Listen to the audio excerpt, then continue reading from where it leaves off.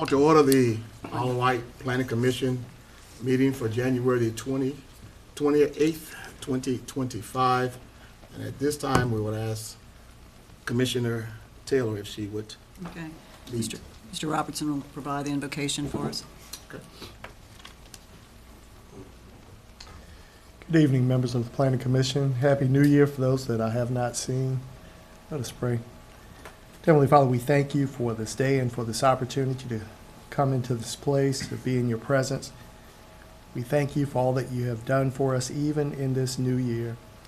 We come on this evening asking for your blessings over the planning commissioners as they deliberate to make decisions on behalf of the citizens of this county.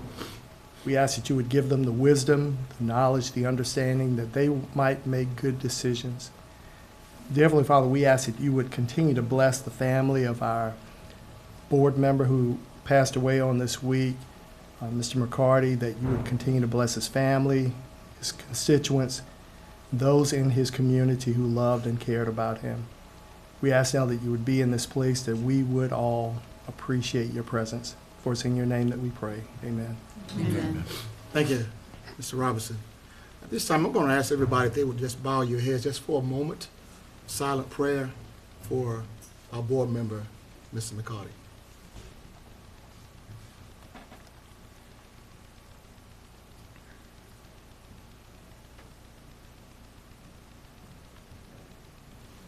Amen. Thank you. Have roll call, please. Bobby Bowser, Present. Thomas Stefano, Present. Brian Carroll, Cynthia Taylor, Here? James Ford, Here. Jennifer Boykin, Here. George Rawls, Here. Raynard Gibbs, Present. Matthew Smith. Here. Chairman, you have quorum. Thank you very much. At this time on our agenda, we have a election chairperson for 2025. Mr. Chairman, I think you've been doing an excellent job. I'll make the motion that you keep the chair. Second.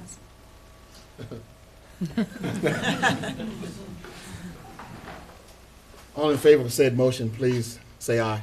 Aye. Any opposition? Thank you, motion carried. Don't know if I really want to say that or not. but- Yes. Next on the agenda is the election of the vice chair for 2025. I nominate Mr. Thomas DeStefano for vice chair. Second. All right?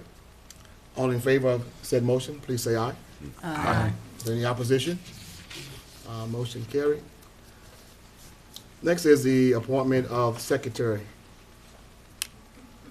I think on the agenda we got for 2024, but it's supposed to be for 2025. Okay, That's Amanda's last name. is your appointment? I will request Miss Amanda Landris to continue. Second. All right. All in favor of Ms. Landris, please say aye. Aye. Are there any opposition? Okay, thank you very much.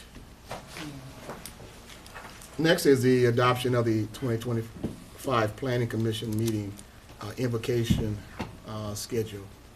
And that's in our agenda. Is there a motion to adopt it? Motion to adopt it as written. Second. Okay. All in favor of said motion, please say aye. Aye. Opposition? None. Motion carried. Thank you very much. Okay. Are there any actions to withdraw at this time? There are no items this evening. None? Okay. All right. Thank you very much. Is there a motion for approval of agenda and consent agenda? Mr. Chairman, I have one change to the consent agenda for the minutes for October 22nd for the Planning Commission. On page 24, it relates to an exception we granted for the Hall Family Partnership. It has me making the motion and also seconding the motion. I know I did one, but I don't think I did both. So if we can make that one change, and with that, I make a move that we accept the agenda With the correction. with corrections. Yes, sir. Thank you very much. Is there a second? Second. All in favor of the said motion, please say aye. Aye. Are there any opposition? All right, motion carried. Okay, thank you very much. At this time on our agenda is citizens' comments. If there's anyone present tonight would like to come before this commission to speak on anything that's not already on our agenda, you can come forward at this time. All right, seeing none, we move forward.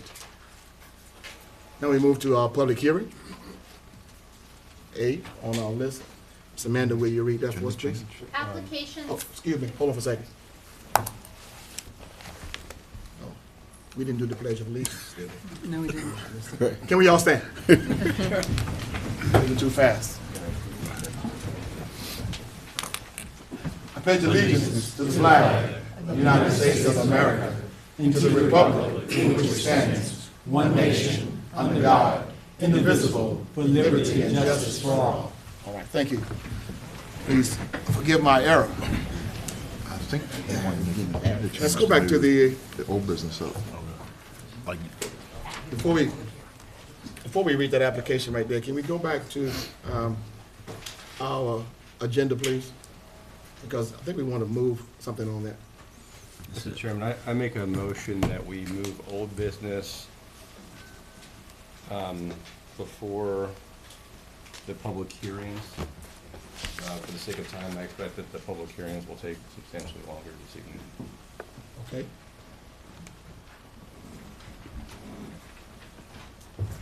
Everybody understand what we're trying to do? Okay. Is there a second to his motion? Second. We're just, I'm sorry, getting staff upstairs real quick, because she wasn't expecting to go right now, so. Okay. Okay. After you make the motion, you just give us a couple. Okay, we'll do. All right. There was a second to the motion, right? Yes. Okay. All in favor of the motion, please say aye. Aye. Are there any opposition? All right, thank you very much. We'll just give her a moment so she can get prepared.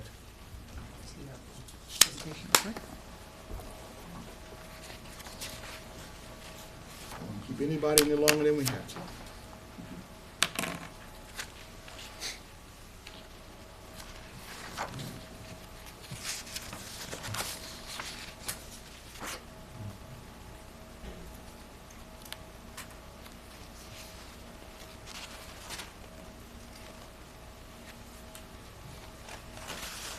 Well, thank you for coming out on this evening, and we're grateful that we had good weather today. That's nice. And there was no snow on the ground.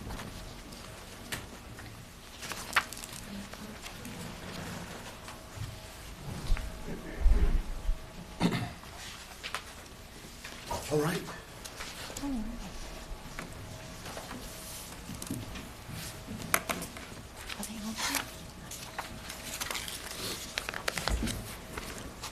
Sorry. Amanda, do you want to, are you ready to read that application? Give her a moment, so she'll make sure she's ready.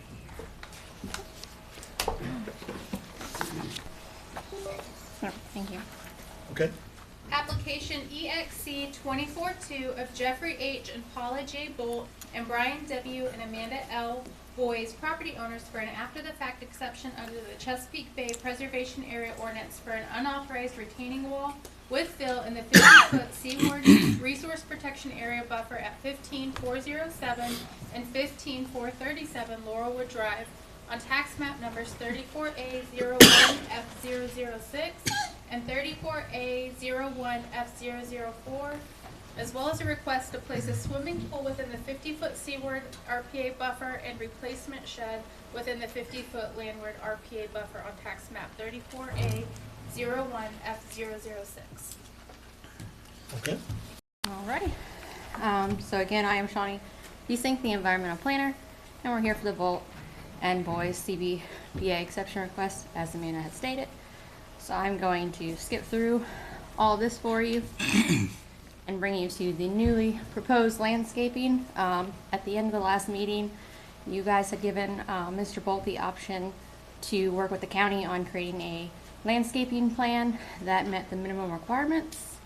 And as you can see highlighted in yellow, there's a variety of different shrubs and trees proposed. So previously in the WQIA that was submitted, they had recommended 11 canopy trees, 32 understory trees, and 33 shrubs. The homeowner came back with 0 canopy trees, 2 understory trees, and 14 shrubs. The minimum requirements again were 5 landscaping units, which would be 5 canopy trees, 10 understory trees, and 15 shrubs. However, the guidance allows substitutions to come into play. So the newly proposed mitigation that was submitted this month does 3 canopy trees, 10 understory shrubs, trees, and 15 large shrubs. The ordinance requires small shrubs, so by substituting for the large shrubs, he did meet the minimum requirements for the guidance. And so this had changed the strengths to say that the proposed landscaping does meet the requirements. However, the weaknesses still remain the same. Based on the above findings, as we had discussed, we recommend that the pool be denied because it is not, it's a flood hazard for one, and then it does not meet the CBPA ordinance. And also, we had talked about the shed being replaced as is because it's the same size, same footprint. So staff does say that it does suggest that if this is approved, that be allowed in the same exact footprint as it originally was. And we ask that no further exceptions be granted.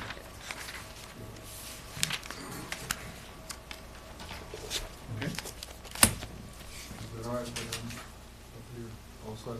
If you just wait, Ms. Boat, it's not a public hearing, so commissioners will talk. If we need you, we'll call you back up. We'll call you up. Okay? Commissioners?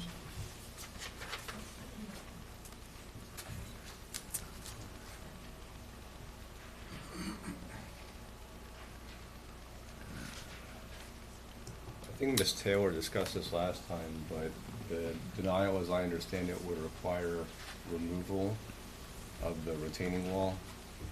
And one of the concerns that I share is that any other disturbances within the RPA boundary may be more detrimental than the current state.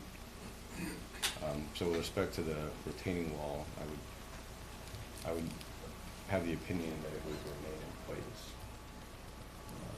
I do share with staff's opinion that further development there shouldn't be warranted. It's not an existing condition. Further disturbance would be potentially detrimental. And the shed, a one-for-one replacement seems reasonable to me, at least, given that the structure exists there already.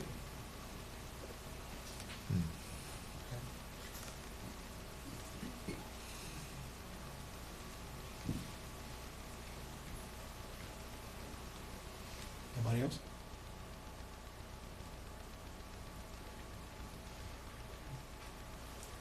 I agree with Commissioner DeStefano on everything. Okay. Mr. Boat, Yeah. can you come forward, please?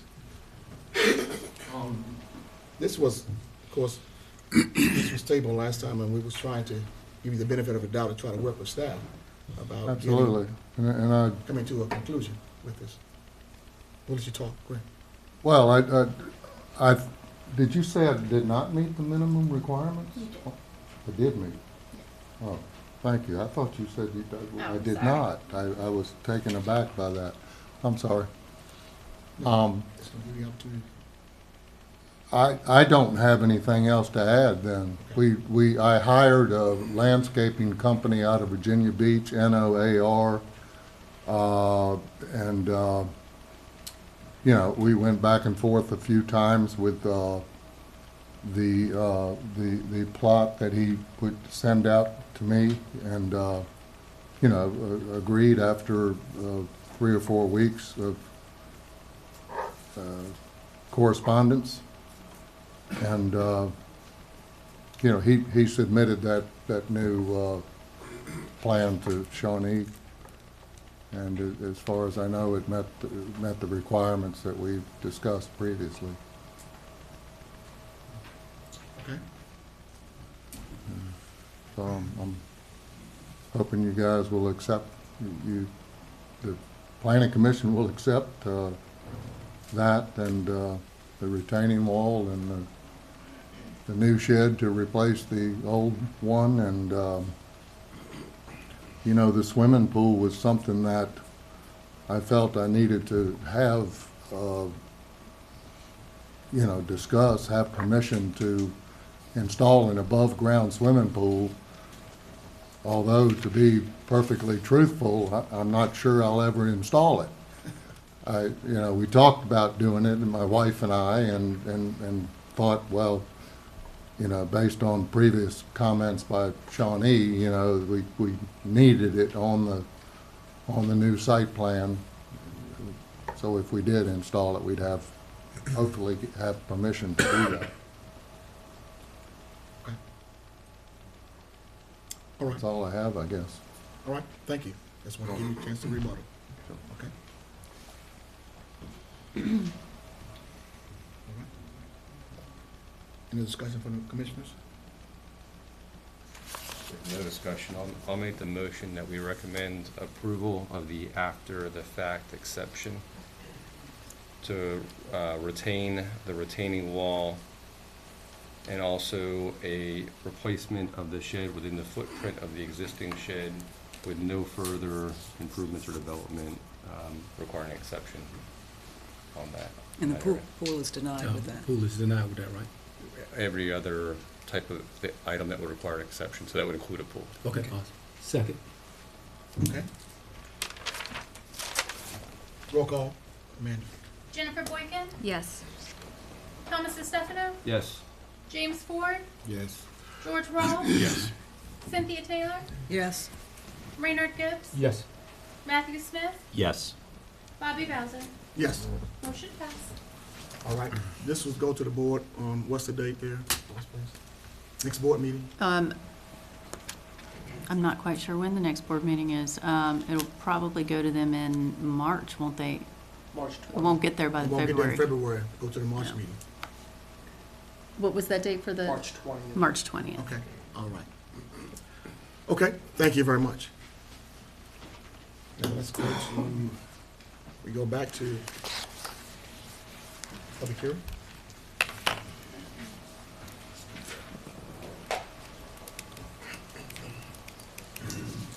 If I could ask you all a favor, we're getting some comments that people are having a hard time hearing in the back. If y'all can check, make sure your mics are turned on. Okay, I know, man.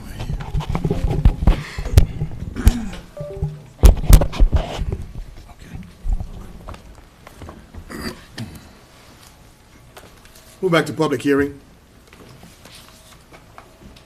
Application CSUP 242 of Joshua Mathesis, applicant, Oak Level Acres LLC, property owner for a conditional use permit to establish an event center use on approximately 7 acres located at 15107 Courthouse Highway on tax parcel 30-01045B in the Rural Agricultural Conservation Zoning District.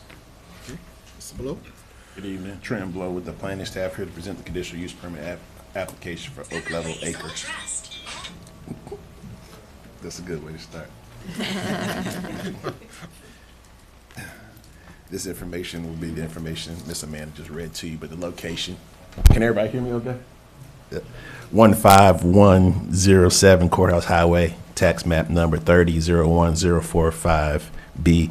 It's in District 4. The zoning is Rural Agriculture Conservation, or RAC, and the purpose of conditional use permit for an event center on approximately 7 acres of land located on Courthouse Highway. The 7-acre project is a part of a parcel that's 10.5 acres approximately in zoned RAC. The property currently has a historic home on it, built in 1798 with an associated outbuilding. The applicant is applying for the conditional use permit for the event center. They also applied for a short-term rental for the existing home. Both applications were submitted in May of 2024. This is your location map. The parcel is highlighted in yellow. The big red blob is the highway corridor overlay. I just wanted to include that just so you know that the parcel is in the highway corridor overlay, at least the first 500 feet of that. And this is a close-up of that property to give you a better view. To the south of the property is where we are now, the location of this building. And you have some scattered residential properties along Courthouse Highway. You can see Davis Lane, that leads to a residential property, but it's more than 1,000 feet away. The land use is RAC, all the surrounding land use is RAC. You do have some environmental conservation land use, again, scattered all Courthouse Highway, and some touching the corner parcel of the parcel there at the bottom. And the zoning is RAC. Again, you see a majority of the properties on Courthouse Highway are also zoned RAC. Sorry for how this looks when you stretch out the picture. It kind of distorts it some, but I'll try to explain what you're looking at. The yellow area there will be the reception area for the event center, and the green would be like the ceremony area. Parking is in red. The parcel there, you can see is outlined. And this is a photo of the property from across 460. You can see the entrance to the property and the drive that leads to the house and where the reception and the weddings will take place, or events will take place.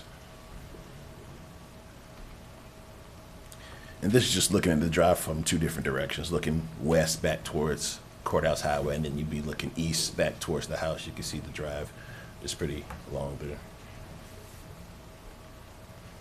Looking north or south, you're gonna see farmland on both sides. And this is the existing home. Event center is defined as a multi-purpose facility with flexible indoor and outdoor space. Typical uses are weddings, conventions, meetings, job fairs, and trade shows. The applicant has proposed to use it for weddings and banquets and similar events. Customers will have access to the property or the home to prepare for events or use the home, as I said earlier, as a short-term rental. Events can range from 20 to 200 people. There's no development proposed with this application. So they're going to use the site as is, and the site layout will include 1 acre for parking and the remaining acres for the use of the event center. Planning Commission and Board shall consider the following criteria before granting a conditional use permit. That the use won't be detrimental or endanger the public health or safety or general welfare. There are adequate utilities, water, sewer, or septic systems. The ingress and egress is designed to minimize traffic congestion on public streets.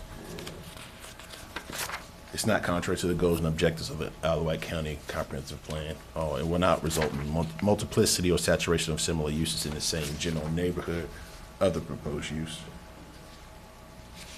These are a list of conditions you can oppose on the conditional use permit. Number of persons living or working in the immediate area or proposed hours of operation. The effects of odors, dust, gas, smokes, fumes, vibration. Continued on this next slide. The structures in the vicinity such as schools, houses of worship, and similar places of public use. The environmental impact or the effect of sensitive natural features and opportunities for recreation, and the preservation of cultural and historical resource landmarks. During the agency review, the economic development concerns were addressed during the course of the review. Health Department stated that if the kitchen will be used for events, the applicant would have to apply for the Health Department food program. So the kitchen will be treated as a commercial kitchen, essentially. They would have to apply for that, and for any water used for the use will need a wastewater characterization study. The Sheriff's Office had no concerns with the application, but they did note that security measures should be in place for events over 100 guests or more. VDOT noted that existing entrance would need to be widened for two-way traffic and design, and it should be in accordance with VDOT's road design maintenance manual Appendix F.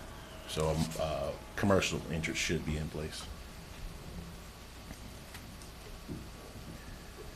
Fire rescue requests that traffic measures be added to the condition or use permit if approved. And the museum stated after reviewing the application for the conditional use permit for the property, Isle of Wight County Museum found no objection or concerns with the application, as there's no plans to construct any additional structures on the property. Some strengths and weaknesses. The first strength is the application creates a service for the community and supports the county through its economic impact. The proposed use will have minimal impact on community facilities and resources, and the nearest residence is 1,000 feet away. The only weakness listed is the access to the site is off a main highway, Courthouse Highway, and events can create an influx of traffic on several county roads on event days.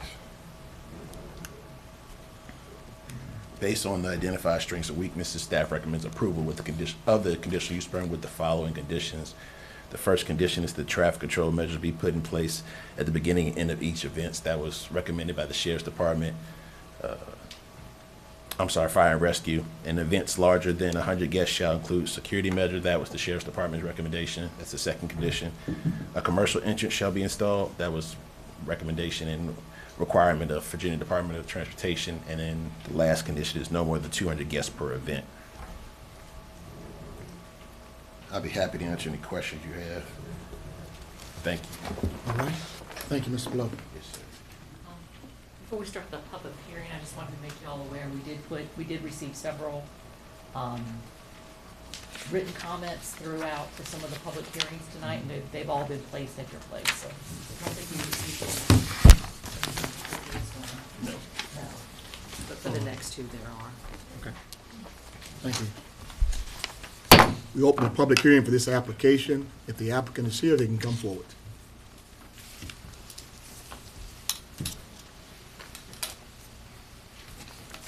Hello, my name's Josh Mathias.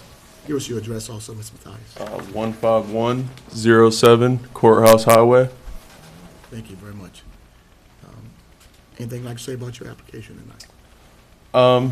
Well, we're just trying to really find a way to keep a family property in the family and keep the land the way it is, basically, farm, fields, and forests. And this is the simplest way we could figure out how to do so. Thank you very much. If we need you, we'll call you back up.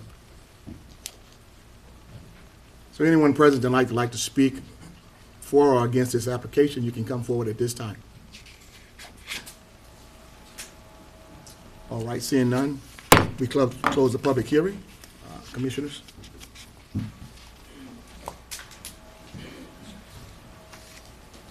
Mr. Chair, I mean, it provides a service here, especially for weddings, and there is a need, a big need, so. Plan on getting married soon or something? I just paid for a wedding, so. I did too. Renew your vows. I'm saying that comment. Okay. All right. Anyone else? If there's no, Mr. Chairman, I think this certainly is a good location. It doesn't seem to impact the surrounding community. And as Commissioner Gibbs said, it provides a service to the folks in the area. So with that, I'll make a recommendation that we approve the application with the conditions as put forward by staff. second. All right. We have a motion, a second.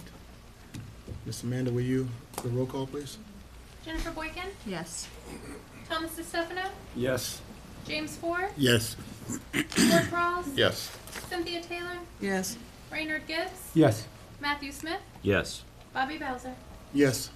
Motion passed. All right, thank you. This also will go to the board for its March meeting. Thank you, Ms. Mathias. Okay, Maybe our retreat can be at the house.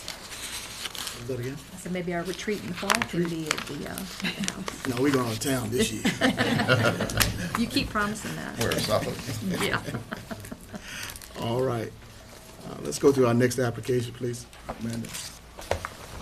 Application COMP 24-2 of the Industrial Development Authority of Isle of Wight and Hollowell Holdings LLC, property owners, and Meridian Property Purchaser LLC, applicant for a comprehensive plan amendment for approximately 154.34 acres with tax map numbers 5401086J, 5501013, to amend the comprehensive plan designation from mixed use to planned industrial.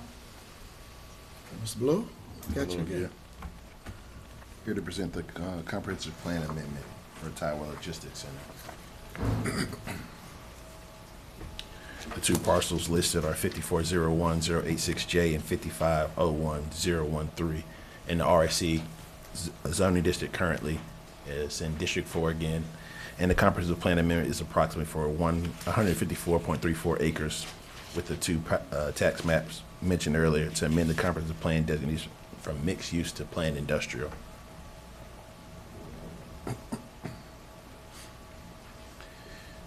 In order to support an associated application, a change in zoning from RAC to conditional limited industrial, the applicant has submitted a comprehensive plan amendment application. The applicant is basing their request on the significant growing demand for warehousing distribution centers in the Hampton Roads area.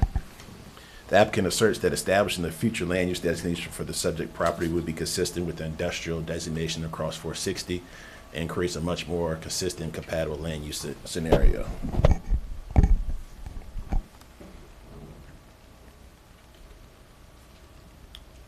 If you're familiar, this application was originally submitted in 2023 and heard by you originally in March of 2024, and again, I believe in April of 2024. At its June meeting, the Board of Supervisors recommended deny the application.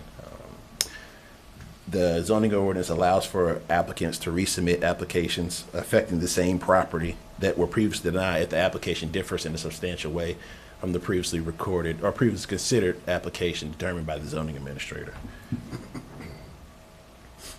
The applicant has revised the application in the following ways. The applicant has reduced the number of buildings from 5 to 4, and relocated them from environmentally sensitive areas on the site. They also included in their proffers a parcel for a park, which is 14.92 acres. They've increased the height of the berm from 6 foot by 42 foot to 9 foot by 60 foot along the portion of the property that's closest to the residential development. They reduced their total building size from 1.23 million square feet to approximately 726,000 square feet, with the largest building being 234,460 square feet. And they've increased their distance to the nearest residence along Lovers Lane and Keaton Avenue from 235 feet to 280 feet. These and other changes result in substantial change to the application as determined by the zoning administrator. This is why the application is before you tonight. This is just a close-up map of the properties before you. They're on the north side of 460 across from the previous location of Green Mountain Coffee, or Keurig, I should say. And then this is a land use map. The current land use, as stated earlier, is mixed use, and they're applying for planned industrial. We do have some existing planned industrial across the street and some business employment and employment. This is a conceptual map for your reference. During the rezoning application presentation, I'll go into further detail, but I do want to include it in this application as well, just so you can be aware of it. I'd be happy to answer any questions you have about this as well. And this is a site map showing, again, the same locations and distances of the previous slide. The comprehensive plan future recommended land use designation for the property currently is mixed use and environmental conservation. The applicant seeks to change the designation from mixed use to planned industrial to support associated application to change the zoning district of the properties to conditional limited industrial. The plan recommends PI areas to be developed in ways to provide good access for materials and workers while buffering residential land uses. Expected development in the planned industrial might include light and heavy manufacturing, warehousing, distribution, and other uses that may impact surrounding development due to noise, smell, dust, or similar features. Staff reviewed the application for the change in the future recommended land use from mixed use to planned industrial and found the proposed destination to be generally consistent with the plan's recommended location criteria, but noted concerns with the proximity to existing adjacent residential uses and potential impacts and environmentally sensitive feature as shown on the previous concept plan. The applicant has proposed mitigation to those concerns as well. Some of the strengths with this application is the proposed land use is consistent with the location criteria for the planned industrial. The proposed planned industrial designation is located within the Windsor DSD. The proposed planned industrial designation would encourage job creation and additional non-residential tax revenue for the county to support future public service needs. And the last strength is the applicant has suggested mitigations to address concerns raised in the previous application, that being sound and location of buildings. They have added mitigation to those issues, which I'll get into further detail during the rezoning application. The only weakness listed is the potential development in the planned industrial might include light and heavy manufacturing, warehouse distribution, and other uses which may impact surrounding developments due to noise, smell, dust, or similar conditions. The applicant, however, has proffered increased setbacks, sound mitigation, screening with berms, and landscaping to mitigate potential land use conflicts with the development and adjacent to existing residences in the associated rezoning application. Staff recommends approval of the application depending on the implementation of mitigation measures proffered in the rezoning to protect adjacent residential uses from the noise, smell, dust, intrusive light, or other detrimental impacts. Be happy to answer any questions you might have. Okay. Mr. Blow? Yes, sir. We open the public hearing for this application. Is the applicant present? They can come forward.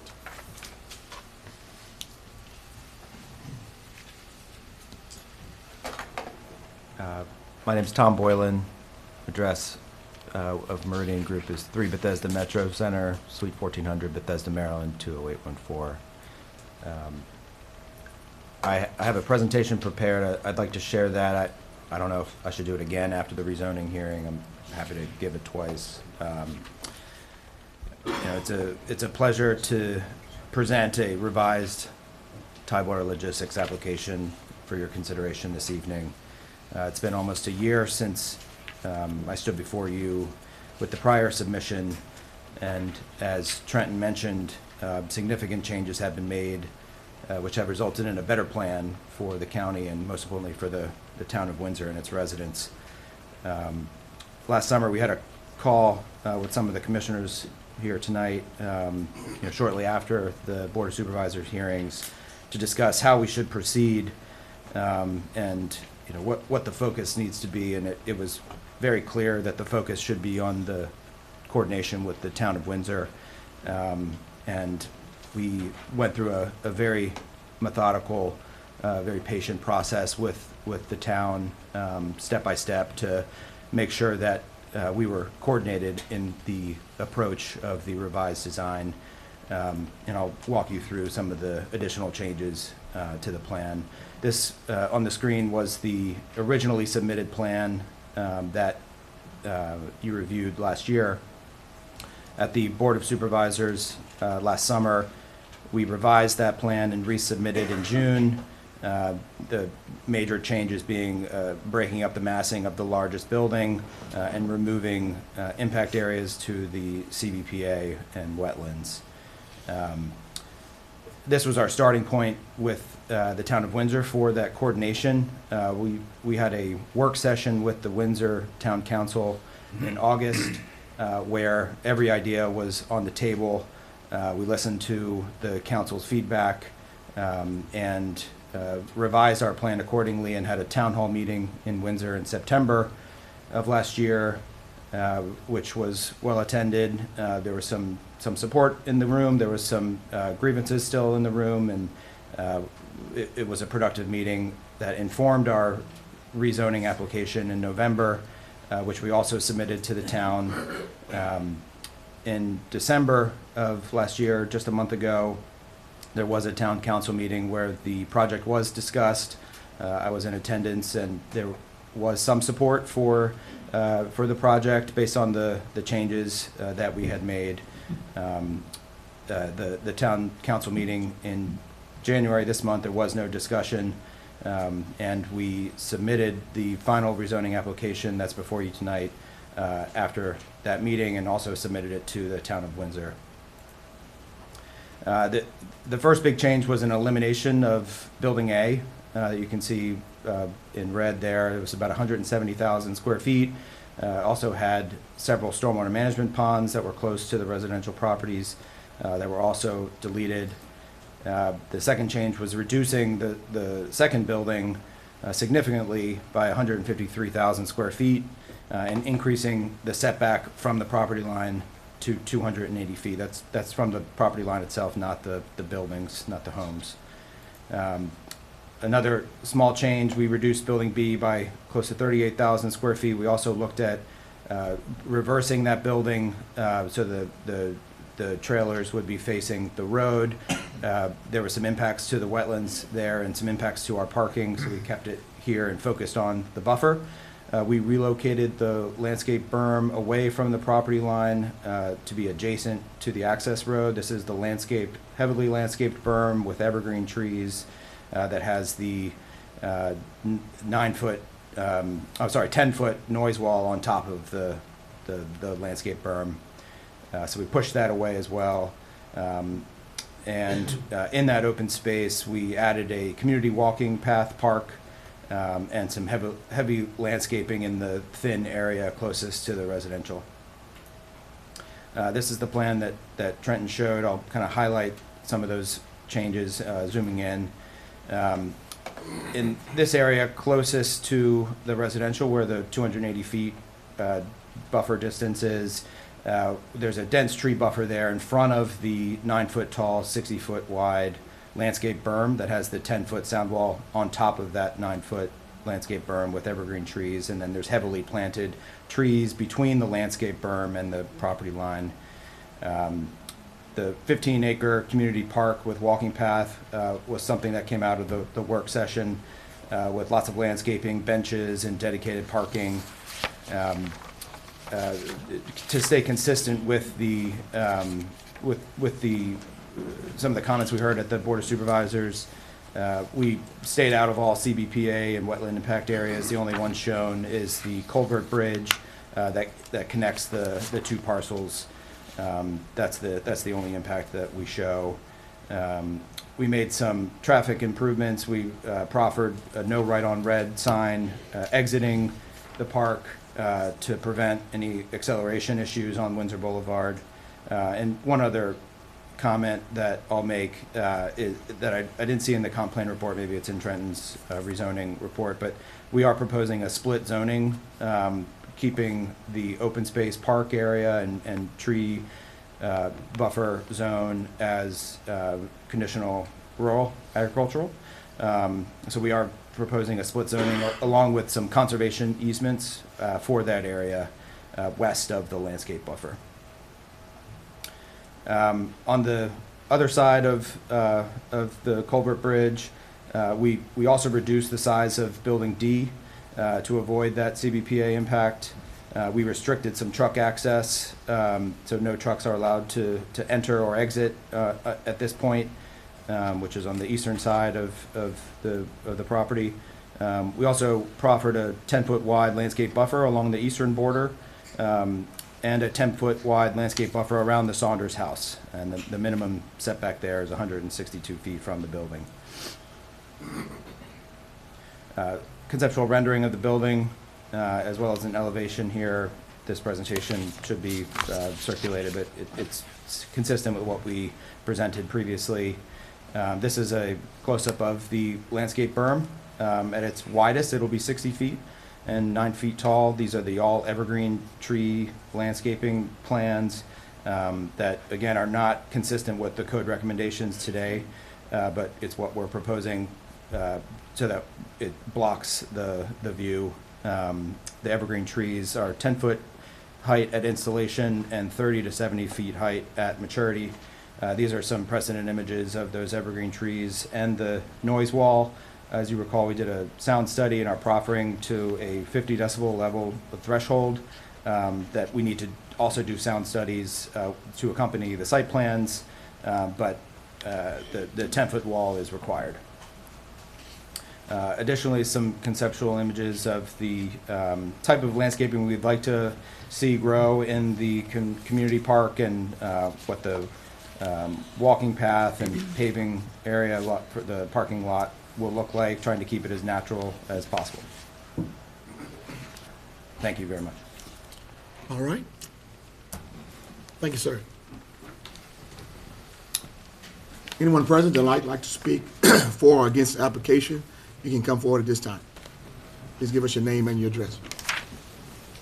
Mr. Chairman and members of the Planning Commission, my name is George L. Stubbs. My address is 8 Community Drive, Windsor, Virginia, and I am the mayor of Windsor. I came here tonight to request you consider approving TLC rezoning request. At the start of this project, several issues came about that the residents of Lovers Lane, Keaton Avenue, brought to our attention. As all of us has heard from this discussion several times through telephone calls, community meetings, social media, council meetings, council work sessions, but the one thing that occurred in all of this, the developer listened to us. He increased the size of his berm. He eliminated one warehouse. He moved his warehouse further away from the residential area. When the developer was asked at our council meeting about including a park or walking way, my conversation with him was, when I asked, he said, we'll look at it and see what we can do. It's been included, and as a result of that, now I have been asked if the town of Windsor would be willing to take over the upkeep and maintenance of that park. I have spoken with Mr. Boylan. I have talked with my town manager, and there's a couple of things that we'd have to work out from that, but the consensus is, yes, the town would be willing to accept the upkeep and responsibility once we work out some things. Have any questions for me, please? Thank you, Mr. Stubbs. Appreciate it. Have a good evening. Thank you. All right.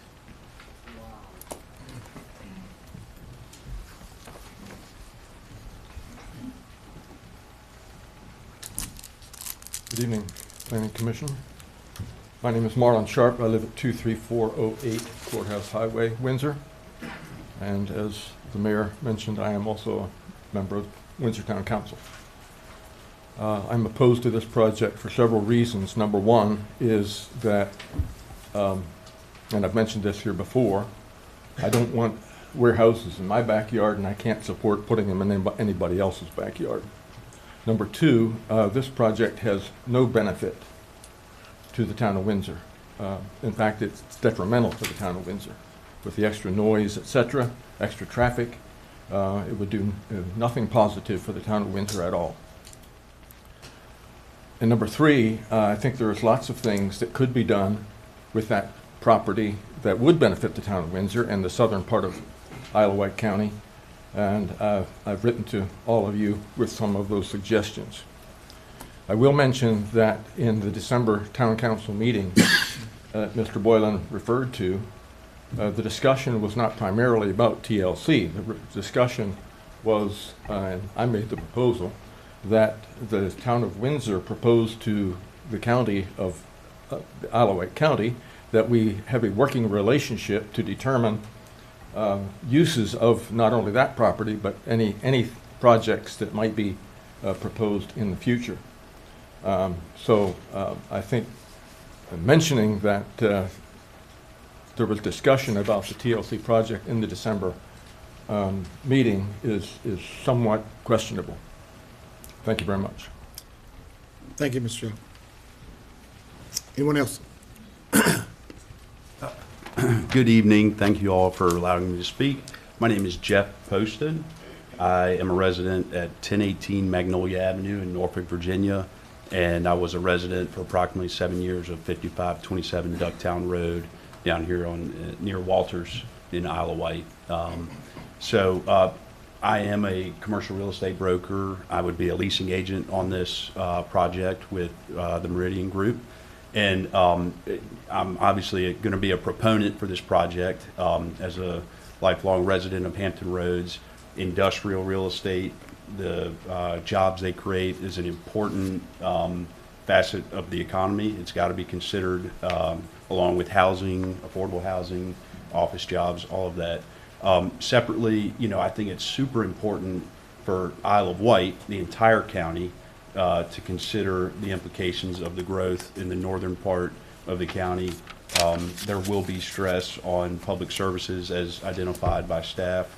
And what the best contribution to the tax roll is industrial properties, because they're not eating up any space at schools or life services, anything like that. Separately, from the region and from a state perspective, there's been a lot of investment in the Port of Virginia to support growth. It's America's most modern gateway. And so all of our tax dollars are going in to support growth. We need the warehouses to support that. We do have a lot of competition with Richmond. So those trucks that are coming from the port, may not stop here. They may just keep going up 460, driving through Windsor, Wakefield, Waverly, all that stuff. So they're going to be here regardless, the trucks. I think it's an opportunity for Isle of Wight to capture some revenue on its way to the northeast or wherever it may be going. So happy to answer any questions about the industrial market, but thank you very much for your time. And again, I think this is a great thing for the residents in the long run. Thank you. Thank you, Mr. Post. Anyone else? Good evening. My name is Mike Powers. I live at 24235 Lovers Lane. I'm opposed to this. I don't know how many of you guys have been in that area, but I invite you to come out, sit on somebody's back porch, enjoy the wildlife, enjoy the scenery. And now, if this comes in, we have to listen to the noise. We have the smell. We have the dust. We don't want it in our backyards. You know, right off 58, there's another big complex being built right now. You know, there's still vacant buildings that were built years ago. Why go further in? You know, traffic. Try turning off at 5 o'clock. Try turning off at Lovers Lane on 460. There's accidents all the time. How is that going to be mitigated? You know, and now you're going to put a park. Yeah, a park's a great idea to have in the town, but next to an industrial facility. So now you have kids playing around and enjoying, and next to an industrial facility with added traffic. I don't think it's a good idea, and we ask that you all consider, you know, put yourselves in our shoes and look at what we're going to lose if this place comes. So that's it. Thank you, Mr. Powers.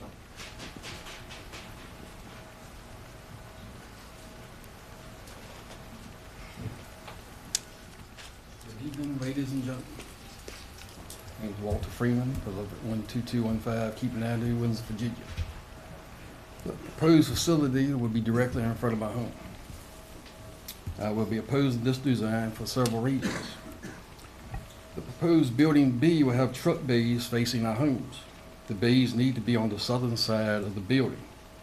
The building is not within the 500-foot highway corridor overlay district. It's over 600 feet from 460 and is separated by a separate parcel. There's no reason they can't turn that warehouse around. On the parcel designated to be a public park conservation easement, it says the park will be 14.92 plus or minus acres.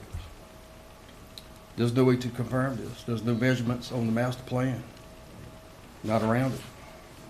I feel this was the intent so the proposed development could move further west than needed. I asked the proposed park and buffer area shown be surveyed and made a separate parcel before the sale of the property. Keep the current zoning and make it a permanent conservation easement. On the berm, the proposed 9-foot berm as shown in the master plan needs to be extended 300 feet past the southernmost access road towards 460. This is the proposed road between Building B and the adjacent parcel to the south. This is due to heavy truck traffic. Also in the profit conditions, it should read, and shall build a 10-foot sand wall on top of the berm, with the plans of the wall and the berm being signed and sealed by a professional engineer and also by an experienced professional certified by the Institute of Noise Control Engineering of the USA to meet the 50 decibel hour equivalent. If they do this, it shouldn't be a noise issue. If the engineers go in there and build it right. They want to do it after the fact. Then they want us to pay for, go find this gentleman that's a noise control dude from the USA. I don't know how many of them in the area. On the topic of off-site sanitary improvements. First, I'd like a professional engineer to come in and address the Planning Commission on how a gravity sanitary sewer main would work in our area without the need for additional pump stations. Second, does the county have the money on hand for the improvements? And third, will the county not require any sewer tap-on fees to adjacent property owners of this facility? If built, I believe this will be the second regional pump station in our area with no homes attached to the system, with the other being over 20 years old. That's across the street in the warehouse in 460. These are just a few of my concerns in addition to the ones of my neighbors that need to be addressed. Thank y'all. Thank you, Mr. Freeman. Is there anyone else?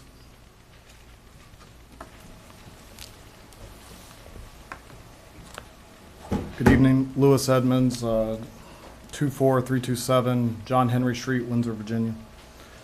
So I have a couple questions here.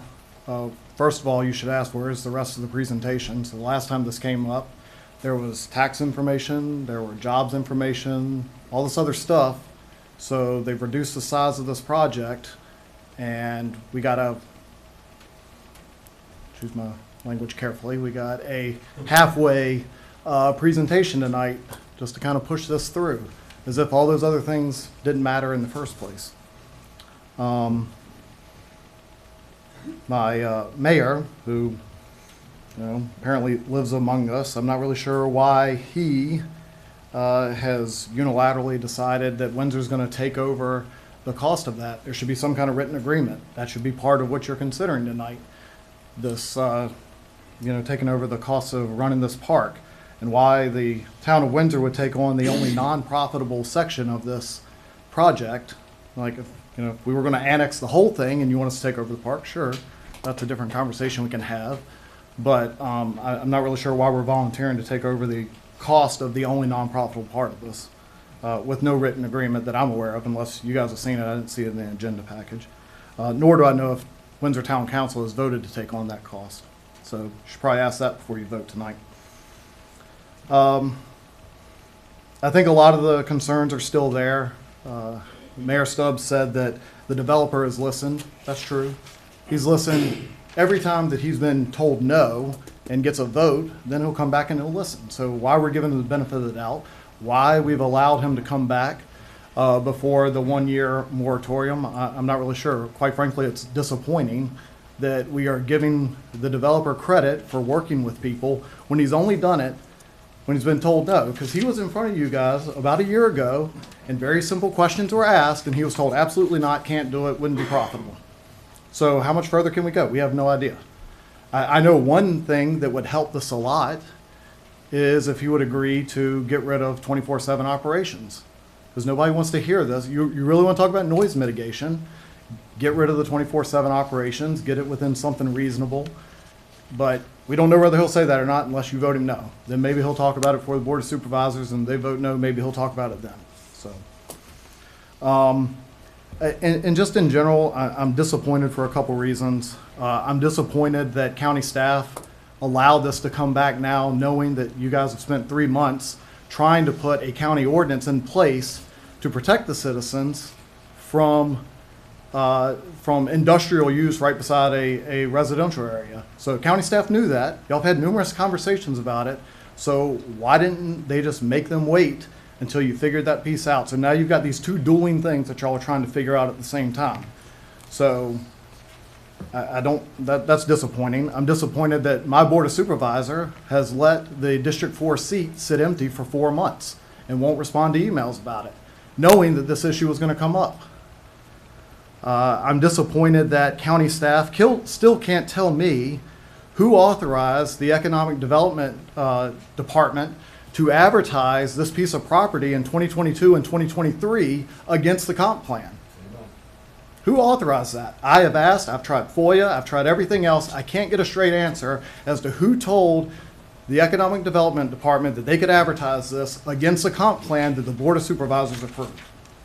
I'm disappointed that the county administrator, the last time this went up to the Board of Supervisors, decided to selectively leak material from a closed meeting that he had with the Windsor Town Council.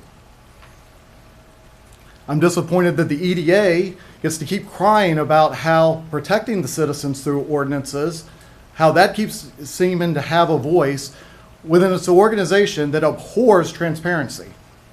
If they cared about transparency, they either A, wouldn't have their meetings at 4 o'clock in the afternoon, or B, they would record them because they do it in this meeting room and it's easy to do and they could be streamed and then archived. So that's kind of how I feel about it.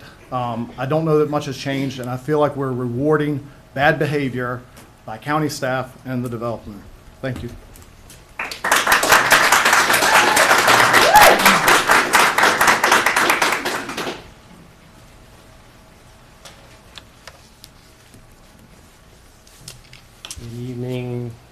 ladies and gentlemen.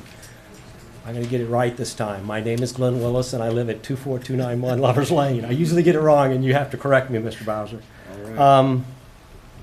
I wasn't sure what the best timing was, since we've got two public hearings on the kind of the same thing twice, but I appreciated Mr. Edmonds' comments, and I figured I'd get up and say mine now. My comments are going to be brief tonight, though. I continue to oppose the building of warehouses and manufacturing plants on the parcel east of Lovers Lane. The proposal continues to request a very broad zoning change, the next hearing, for warehousing, industrial type 1, industrial type 2. And it's interesting because in the staff report, which I'll assume you saw, I'm sure you saw, indicates the applicant has not proposed an end user at this time. So that's providing the opportunity for a broad range of potential end users, i.e. anyone with money, regardless of what the compatibility is with the adjacent residential neighborhoods. I have some questions that I would appreciate you helping us get answers to. Regarding the statement, although reduced in size, following Mr. Edmonds' comments, reduced in size from the original application, this project will, and this is from the Economic Development Department, this project will still have a major economic impact on both Alawite and the town of Windsor, creating a significant number of jobs and benefiting local businesses. Given the reduction in size, what are the updated specifics on major economic impact, significant number of jobs, and the benefits to local businesses? I have done some polling, not official or anything, outside of the food industries of businesses in town, asking what business and what impact they have by Keurig, Safeco, and World Markets. And they say the information I've got is essentially, we get essentially no business out of them because they're doing bulk buying from other places. So, a portion of the property has been indicated as proffered in paragraph 3 to be zoned rural, conditional rural agricultural conservation and turned into a park. Is this a permanent zoning? Can it be rezoned in 5 years when somebody wants to do something else with that particular parcel? Why isn't this portion of the property being separated now as compared to being rezoned as light industrial with all the other parts?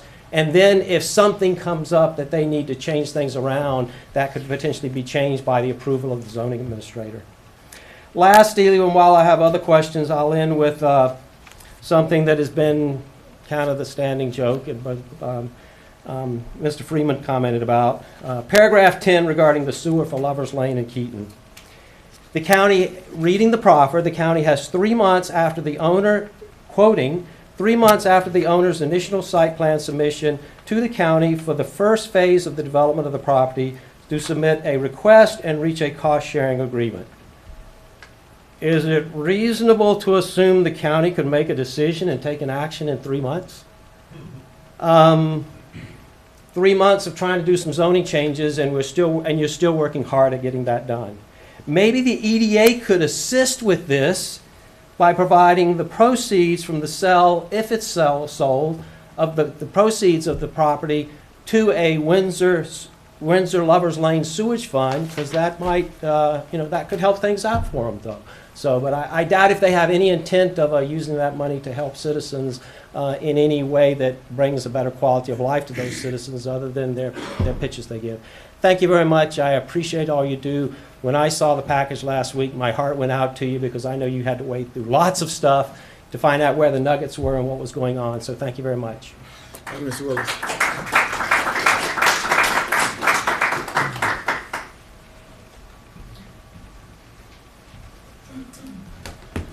Hey, good evening, Chairman Bowser and members of the Isle-of-Wight Planning Commission. My name is Chris Gullickson. I'm Director of Development Engagement at the Port of Virginia, and my address is 101 West Main Street, Suite 600, Norfolk, Virginia, 23510. First, I just want to say thank you. Thank you for this opportunity to come before you to speak in support of this comprehensive plan amendment for the planned industrial use being proposed by the Meridian Group for Tidewater Logistics Center off 460 near the town of Windsor. I'd also like to commend the county staff for their professionalism, their thoroughness in handling this project as it's gone now for quite a few months. The Port of Virginia, just so you know, we've concluded another successful year. In fact, our container volume growth exceeded 7% in 2024 over 2023. This growth is a testament to the strong relationships and operational excellence we have with our existing customers, as well as the new business we're attracting on a daily basis at America's most modern gateway. The industry we're witnessing right now is a significant shift in the global supply chain. We're seeing shifts from West Coast ports here to the East Coast, along with the continued growth of e-commerce and obviously the hopes of additional reshoring. This trend is driving substantial interest in outside the gate industrial development, in particular, high quality, Class A facilities, like the ones being proposed this evening by TMG at Tidewater Logistics Center. This project is going to enhance the continuity and movement of international freight into the domestic supply chain by leveraging the site's strategic location there on this critical freight corridor, Route 460, and also the proximity that the site has to the port. It also supports a high level of resiliency. As we've all seen, resiliency is critical in the supply chain with all the disruptions we see on a regular basis. And most importantly, it's going to create jobs. Jobs for the citizens of our region, but more importantly, jobs for the citizens of Isle of Wight County. It's also going to generate the much needed non-residential tax revenue that the county so desperately needs.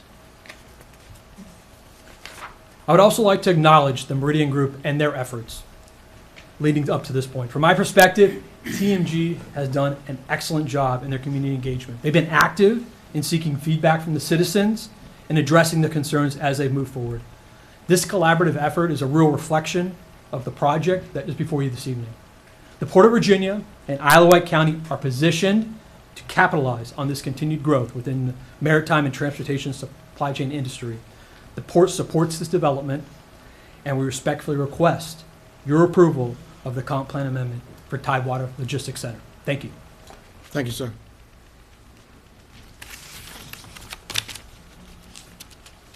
Hold on, sir. We got gentlemen been trying to get up here. Come on, sir. Come on. My name is James J. Villers Jr. I live at 12262 Keaton Avenue, Windsor, Virginia. I'll try to be brief. First and foremost, I'm opposed to the zoning change. To tell you the truth, the comprehensive plan change. The truth of it is, the way it's currently written, I think is works very well, because you keep the residential side, north side of 460, you keep industrial on the southern side. You keep them separated. I think that's a good thing. So now, when they talk about the proposed changes to the development, first and foremost, I don't know who would want a warehouse, industrial, or anything right next to their home. But I'll say this: if you feel like that he's done enough to satisfy where you would like to live in my home next to this property, I want you to look at something very hard. The pretty pictures he puts up, they look great. I mean, really good work. But if you read the proffers, word for word, number for number, there's measurements on those pictures that are not in the proffers. There's measurements that aren't there. So, all I ask you, if you think that this is acceptable to you, you need to make sure that those proffers represent what that pretty picture says. Basically, specifically, measurement from my home, myself, my neighbor Wade, Tony next to me, we're some of the closest people, the closest distance there are. Put it this way, whatever distance, if he's saying he's 280 feet from my home, that needs to be in the proffer. And if he's not willing to give it, if he's not willing to put it in writing, he's probably not willing to give it. So it's classic bait and switch. And unfortunately, on how a lot of people can do business, I hope this developer doesn't do business this way, but it's a very good potential. Is basically you can approve it as it's written, then all of a sudden, oh, I need to move it. I need to move it a little bit more. I need this, then I need this. The next thing you know, that building's 20 feet off my property line. That's not what the pretty picture is. So basically, make sure that those pretty pictures are word for word in the proffers. Otherwise, we're not going to get it. And unfortunately, my neighbors, we're the ones who are going to have to live with that. Nobody in front of me lives in Windsor. But the thing of it is, so that's where the due diligence comes in. So if you think it's acceptable, make sure that's what we're going to get. So anyways, and if we have another hearing after this, you'll probably hear from me again, probably be similar. I'll try to give you something a little different. But anyways, thank you very much. Thank you, sir. Come on, sir.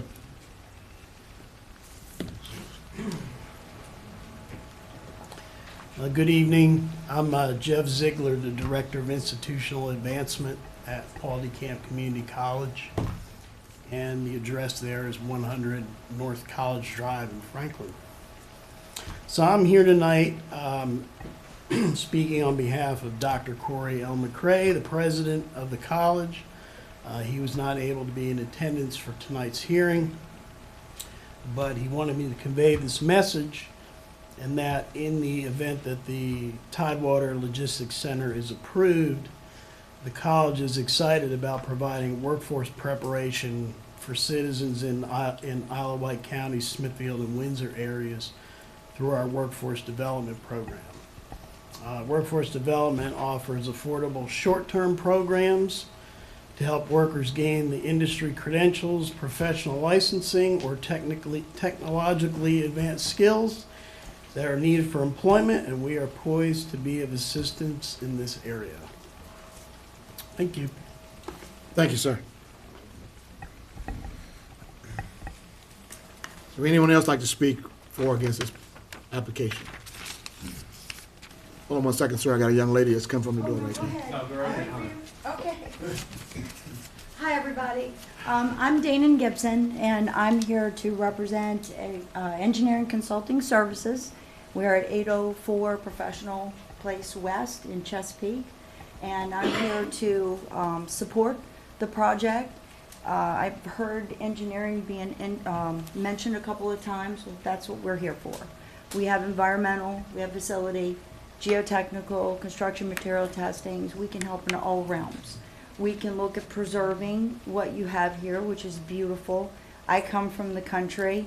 Where I come from, Montrose, Virginia, unfortunately, the growth wasn't there, and I left. And a lot of the people I graduated with did. I don't want to see that happen for you. This group is willing to preserve the environment. They're willing to put up sound barriers, work with companies like mine that can help with that from the inside out. They're willing to make it a comfortable existence in the area with homes. Progress is going to happen. The port is making it happen. I order my clothes. They come from the port. They're going to come to this area. And you have to embrace the amazing history that's going on here now. We're using the first ever drill in our country here in Hampton Roads in this area. We're getting a large internet ring. We have the amazing port that stands alone in any port in the country, in the world. It's done so much for us even through COVID. And what they're looking to do is share that tax revenue, share that income, share those jobs. That's going to create jobs for me and all of my team members and their children and their children's children. It's going to continue to resonate in this area. This isn't just someone putting warehouses in the back of your houses. It's progress. It's coming. It's going to come. It's better to work with someone who's willing to step back and address the needs of this area and keep it pristine and keep it beautiful, while at the same time making your quality of life better and keeping your children here. I hate to keep seeing people leave where they grow up. They leave their legacy behind because the people who are in charge of that legacy aren't looking ahead to the future and realizing they need to do something to make the livelihood here better, while in the same sense working with someone who's going to protect what legacy you want to leave. I hope that you will step back. I understand the fears. Fear is staggering. Fear can stop you from success. And I live with that every day when trying to make my company successful as the Director of Business Development. It's huge. It's staggering. But I hope you guys look to the future. Look at what this can offer. Look at the changes. Like I said, they're coming. They're gonna come either with you or with the people that come after you. And I hope you decide to work with a company and a group of wonderful people like Tallheimer and the Port and Craig and other people who are in this room that are here to make this a fantastic project. I'd love to see you guys be part of that. I'd like to be part of that. So I do hope that you will think very strongly and lean toward yes. Thank you very much for your time. I appreciate it. Thank you, ma'am. Sir, gentleman over here.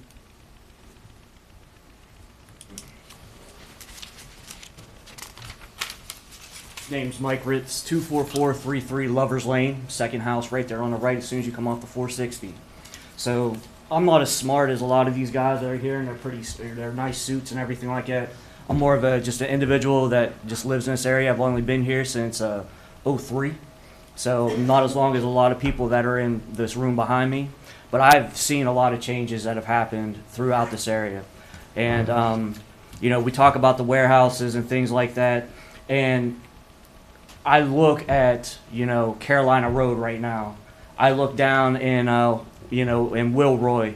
We look down into, you know, we got the market, the Green Mountain Coffee getting ready to go out of business. You know, they're getting ready to sell their warehouse.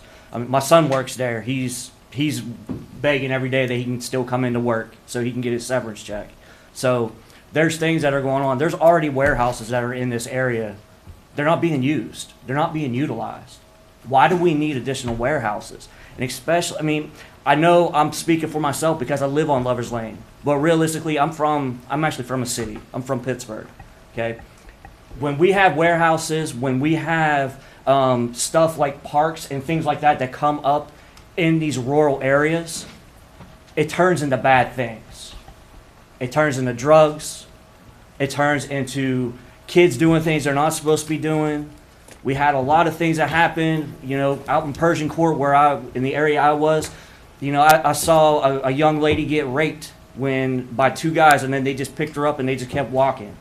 This is the type of stuff that we're going to be looking at back here. Because when you bring warehouses, whenever you have parks, we have issues with the park right now over there on Church Street. I mean, the cops right now call that the kids that hang out over there, oh, that's the picnic kids, or the canopy kids, or wherever they say, you know, because they're just hanging out there. They're doing things they're not supposed to do. They're driving by there. They're going ahead and telling these kids to get the heck out of there. These are things that we're going to run into. It's not going to be like that right off the bat. We already know that. It's going to be this beautiful, shiny thing right here for everybody to look at while they're doing something else over here. And then finally, when they're done doing what they want to do, that shininess goes away, and it's going to turn into a lot of trouble.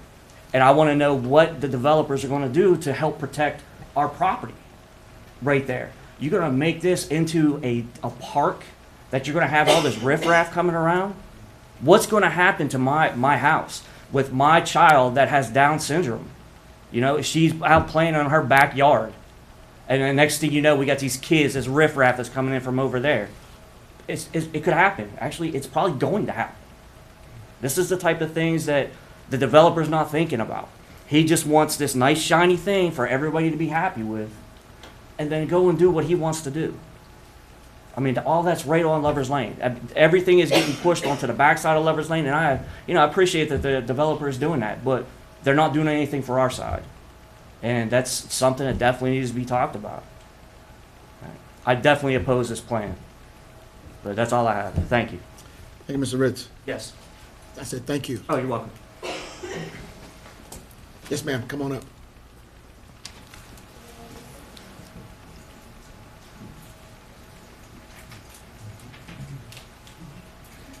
Good evening.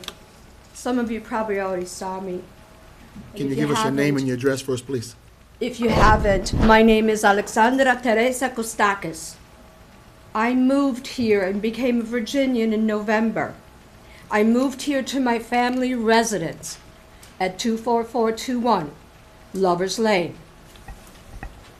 where I chose to retire in the country from New York. I didn't move here to look at warehouses, smell the dust, and deal with the riffraff of it. I moved here because you're Windsor. My family moved here, raised their family here, is supporting your school system and creating Isle of Wight County schools' importance in the city rather than moving out into, oh, the Chesapeake lady left. Chesapeake and every place else. We came here to Windsor. I came to Windsor with the Froggies.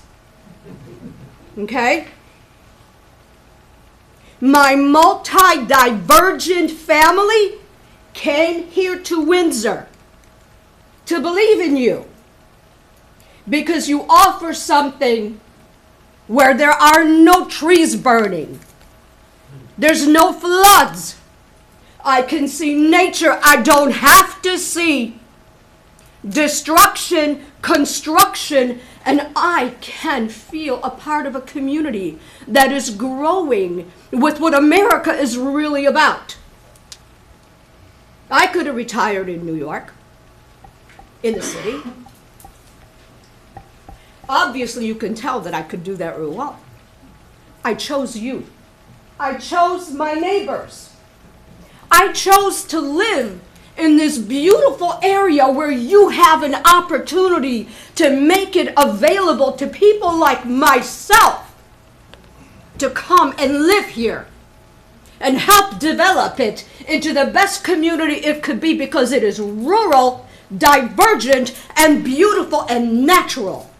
Nobody wants to, with common sense, look at some damn warehouses. Come on now, sir. You don't live where warehouses live. Ma'am, can you make your comments toward us, please? My apologies. You know, us New Yorkers, we get a little out of hand, and I apologize for that. Thank you. Let me reel myself back in and say common sense tells you that when people come here to live here, they're not coming for warehouses, they're coming for what you offer. The cute little froggies are going to be gone. You're going to have them hanging out there, little statues like dinosaur statues, but the dinosaurs are gone. You have something to offer, especially now as the world is changing. My family, after hearing, they're in college, and they went to Windsor High School. They're debating about whether or not their college degrees are going to bring them back to Windsor because they don't want to look at a warehouse when they come back here. You don't want to push your children away. You want to bring them here and grow this community into something other than warehouses. Already internationally, you're known as Sundown. Now you're going to be known as Sundown Warehouses. Come on, people. Look with your eyes at what you have to offer the world. There are places burning, there are places flooding, but Virginia is a beautiful place. I chose to come here for its beauty. I chose to come here for its people. I chose to come here to share myself and what is left of my life with this community. If I have to look at a warehouse, y'all can say goodbye. You don't deserve me here. You swore to take care of these people, not to take care of developers. Look at those plans. If any of you take a real look at those plans, they're going to offer you whatever you want. Really, that's their job. It's their job to dress like the rest of us so that they can be appealing to us. It's good psychological drama, okay? Just like paying off people from other cities to come here and say, yes, this is such a wonderful job. You're not going to get jobs. Maybe for a minute. And who's going to be that job? Because it isn't going to be my family working those jobs in an empty warehouse. Give your children and your neighbors a place to have a life of quality. I beg you, and I thank you for. Thank you. And I thank you for allowing me to share my time here. Thank you. As one of your citizens who does not want a warehouse. All right. Please Thank you, hear Ms. that. Is there anyone else tonight like to speak? Okay.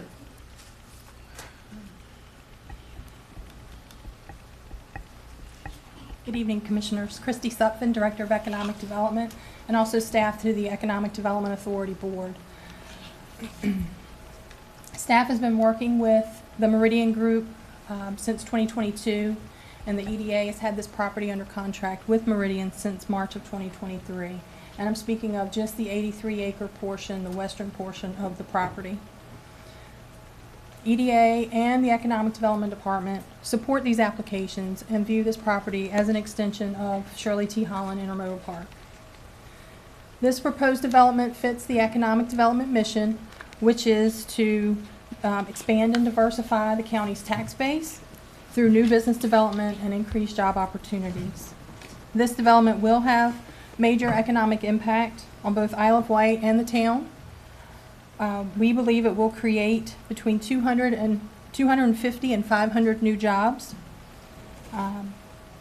And we have worked with the Hampton Roads Alliance and with our Commissioner of the Revenue to update the fiscal analysis, which I believe that you all received maybe yesterday. And the development, as it is proposed today, would generate local tax revenues estimated between $7.2 and $7.7 million over the next 10 years. And as a reminder, that is non-residential revenue that will help cover the cost of future public services and facilities. Approximately 25% of the Virginia Economic Development Partnerships projects in 2024 had space requirements between 100,000 and 240,000 square feet. We don't have any buildings in that size, which means we can't compete for projects that are coming in. We can't compete for those new businesses that are looking for that size space. But this new development gives us 4 buildings in that size range to market to prospective businesses and increase our ability to compete for new projects. We believe that Meridian has listened to the community. They've listened to the Planning Commission and the Board of Supervisors, and they've created a lower density project that's more compatible with the area, and I urge you to approve this comp plan amendment and rezoning. Thank you. Thank you. All right. One more?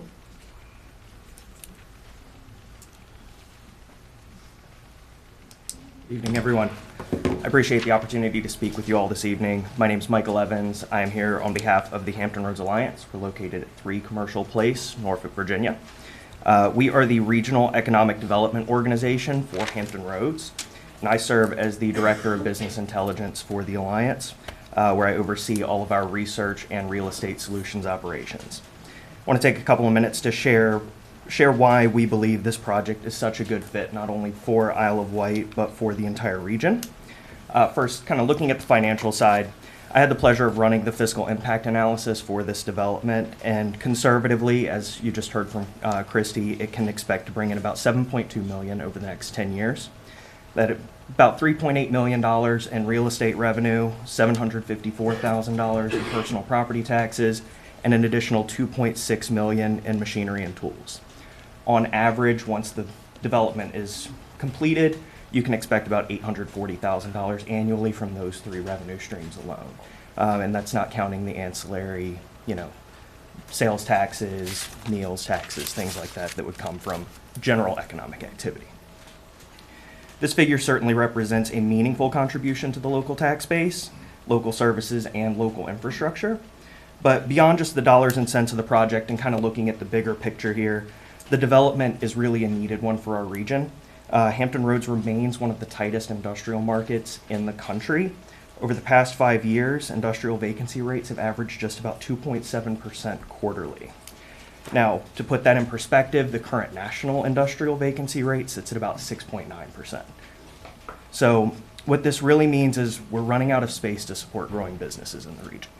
This project will help fill that gap, and it also gives the opportunity for us to further leverage key regional resources like the port. It'll also help support and leverage the reshoring trends we're seeing in industrial developments. And more specifically for us here in Hampton Roads, developments like this will help leverage the defense sector and enhancements in the defense industrial base that are much needed right now. Lastly, I want to talk briefly about jobs. This development has the potential to bring high-quality jobs to the area. Across Hampton Roads, the average wage for manufacturing and warehousing positions is about $86,000 per year. In manufacturing roles, that averages about 94,000, and in warehousing roles, that averages about 74,000 annually. For context, the median household income in Hampton Roads is about $78,000 per household, and per capita income averages about 43. So these are pretty significant numbers. So these roles are likely to be good paying careers that can really help make a difference. So in short, this project really does kind of check all of the boxes at the regional level. It helps bring the needed space to the market. It generates significant revenue for the county, and it creates great opportunity for residents. So I thank you again for the chance to speak, and if you have any questions, please feel free to reach out. All right, thank you, sir. All right. Is there anyone else like to speak before we close the public hearing? Please come up.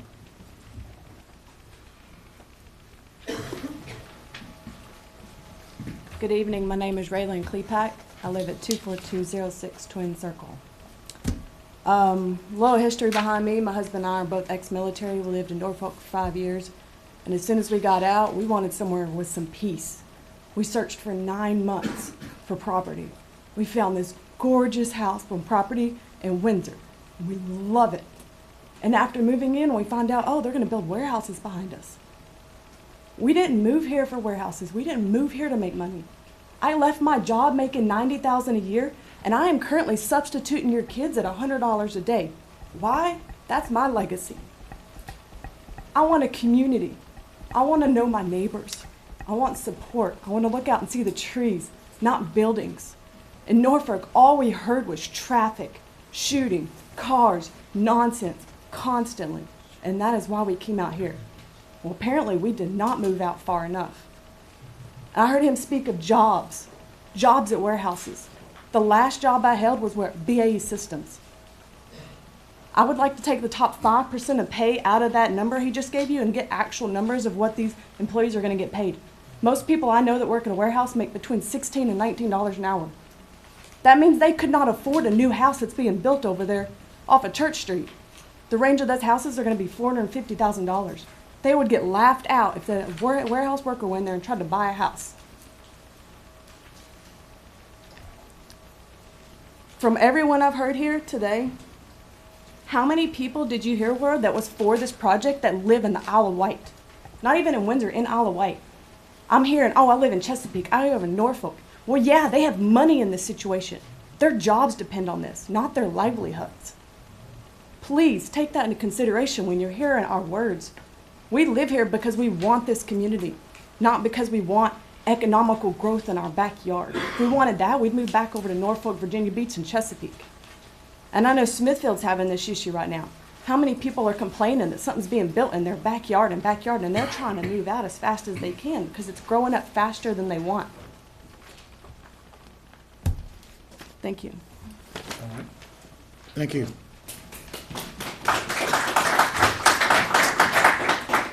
If there's no one else to speak, we will, come on, sir.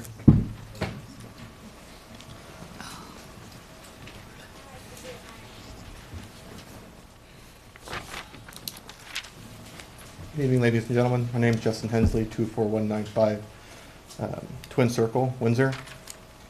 Just recently moved in this past year. Trying to get out of the city.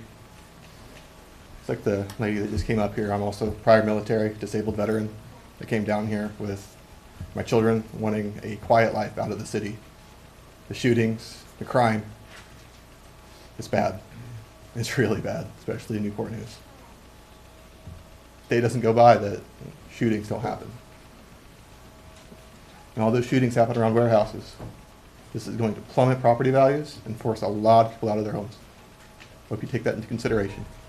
The last job I held after getting out of the military was a warehouse job, making minimum wage. I don't know where they're getting their figures, but on the wage that I had before I was disabled, I would not be able to afford to live here. They're lying to you, and it's disgusting. Hope you take that into consideration. Thank you for your time. Thank you, Ms. Hensley. Okay. Final call. Anybody else want to speak? All right. Close the public hearing. Commissioners? Yes, ma'am. Mr. Chairman, I wanted to bring attention that we got a letter from Town Council member, Mr. David Adams, very late this afternoon.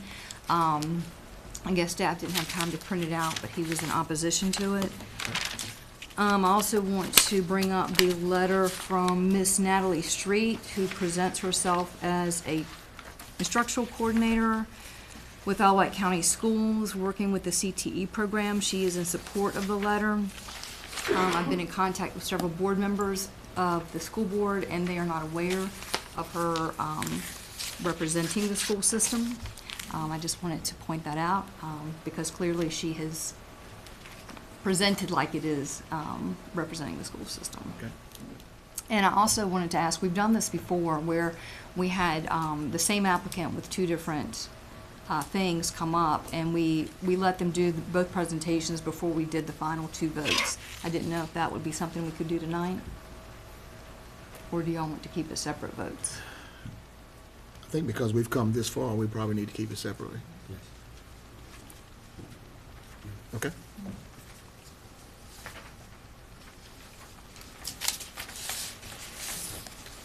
Anyone else want to? Can we ask questions? Yes. Um, You need the applicant to come back up? Christie, Okay. can you come up, please? You said the EDA signed a contract with Meridian back in 2023. Yes, ma'am. Were there any deadlines or conditions in there that you have in place that we have to act on this application right now? There is a zoning approvals deadline of March Okay, of this year. okay. All right, that's what I need to know. Thank you.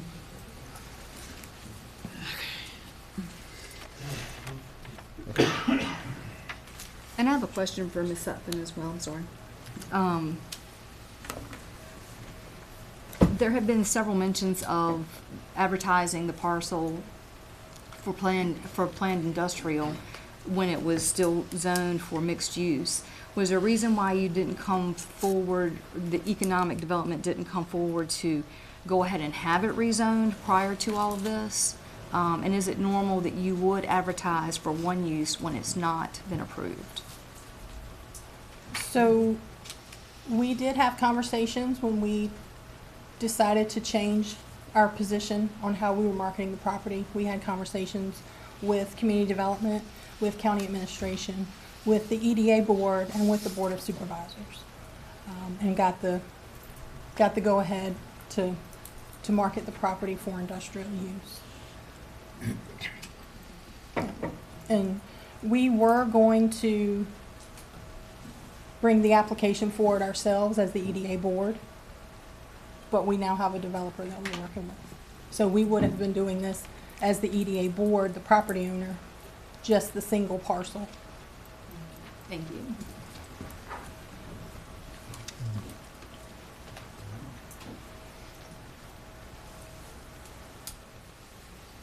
Any other questions? I have a couple for the developer. Mr. Boylan, Ms. Suffin had mentioned 250 to 500 employees, but I didn't see anything in the package that specified that. Could you speak some to confirm, does that match what you're projecting? Yeah, I think that's in the range. It all depends on who the end user is and how big the office component of the warehouse is, how many,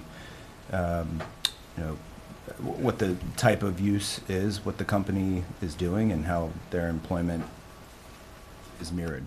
So we would agree with that range. Yeah, sometimes we think of it as a certain ratio of this is speculative development. So we don't have an end user that's willing to commit to the unentitled land, unentitled building. So if we had the opportunity to market to users by right, we would have an end user likely by now and in a specific employee count. But until then, it's all projection, and that their guess is as good as ours. Okay. To follow that, Mr. Evans from the Hampton Roads Alliance had discussed the defense industrial base, and this being strategic in supporting that. What I'm seeing is something labeled as 3 warehouses and 1 manufacturing. And so, one, is there any consideration for that manufacturing being directed towards the DIB? And 2, the ones that are labeled as warehouses that I see, is that considered with the impact that it might bring to the DIB? Absolutely, the DIB would be considered for the manufacturing use on the site. All sites would be considered, not just one. Certain assumptions need to be made to run the studies. That's coordinated with Trenton and Amy and the county staff. From a traffic perspective, from a jobs perspective, again, since this is speculative, assumptions need to be made on different uses to make sure that the right impact is considered from the planners. And that industry is one that fits very well with the proposed use of the plan. There was some discussion, I think, this evening, I didn't write down who, about average wage earning from the sites or the mean wage employment. Do you have any data that suggests what the median employment salary would be?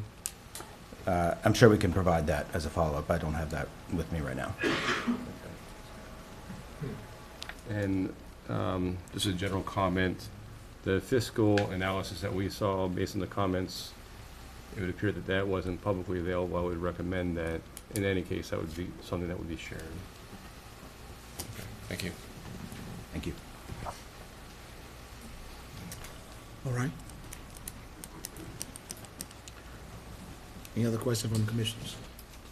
I have questions, but I don't know whether to ask them now or ask them at the end of the other presentation, or if it The doesn't. next one, the application for the rezoning?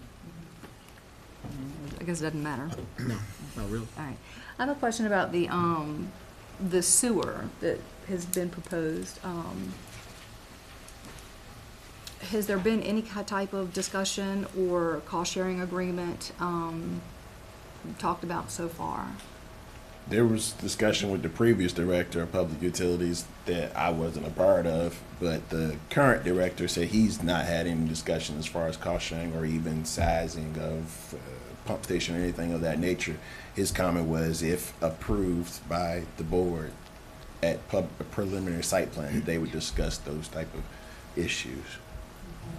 And would there be any type of, I don't know, cost sharing for the people on Lover's Lane if they wanted to tie in? I couldn't speak to that. Maybe Mr. Boylan could, but yeah, that would be public utilities could probably better answer that question. Thank you.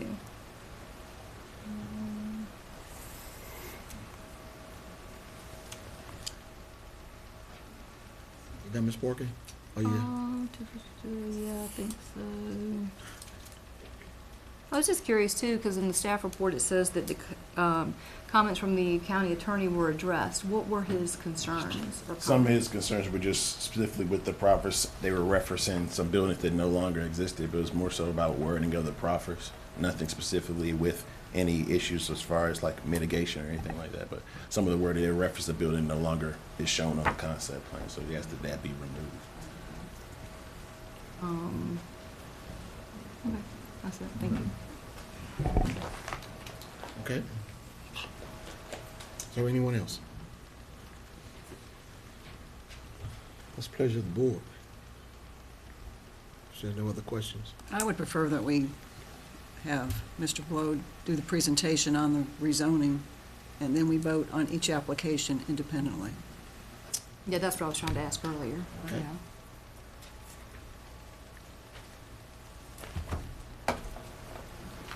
Do we want as to far as attorney goes, do we need to make a motion to be, so we can be legal? No, you do not need We a don't have to motion, make a motion to change? Okay, because they're both public all right. meetings. His presentation is 32 slides. I don't know if y'all want to get a drink, go to the bathroom or anything like that real quick. Or you want me to just go ahead? You can go ahead. I'm Y'all need a break? All right, let's give us a 5-minute break, please. We'll come back.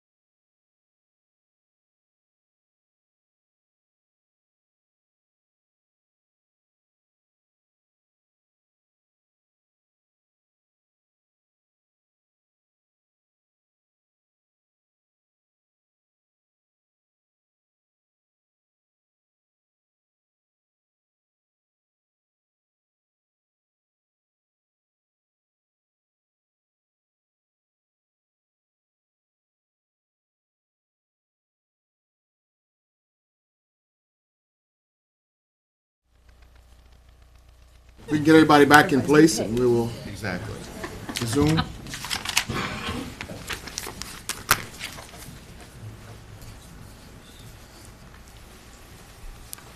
All right, Mr. Blow.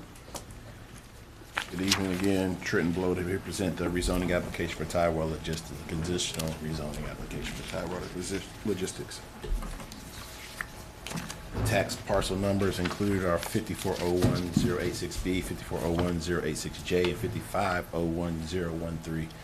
It's in District 4. The current zoning is RAC, and the request is a change in zoning from RAC to conditional RAC and conditional limited industrial of approximately 154 acres with tax map numbers mentioned above in order to establish uses of custom manufacturing, industry type 1, warehousing, distribution, industry type 2 with a conditional use permit, and reconstructed wetlands with a community park as well. The applicant requests conditional RAC and conditional LI zoning for the subject parcels. The profit conditions will limit the permitted uses to the following: custom manufacturing, industry type 1, warehousing and distribution, industry type 2 with a conditional use permit, reconstructed wetlands, and a community park. The profit specifically prohibit the following uses. I'll read through some of these: repair and storage equipment, forestry, adult care center, laundry and lawn garden services. These are some of these uses that are permitted in the limited industrial district, by the way. Motor vehicle repair service major, asphalt plants, industry type 3, rubble landfill transfer station. I'll be happy to go over any of the rest of these if you have any questions. These are the prohibited uses that they're proffering.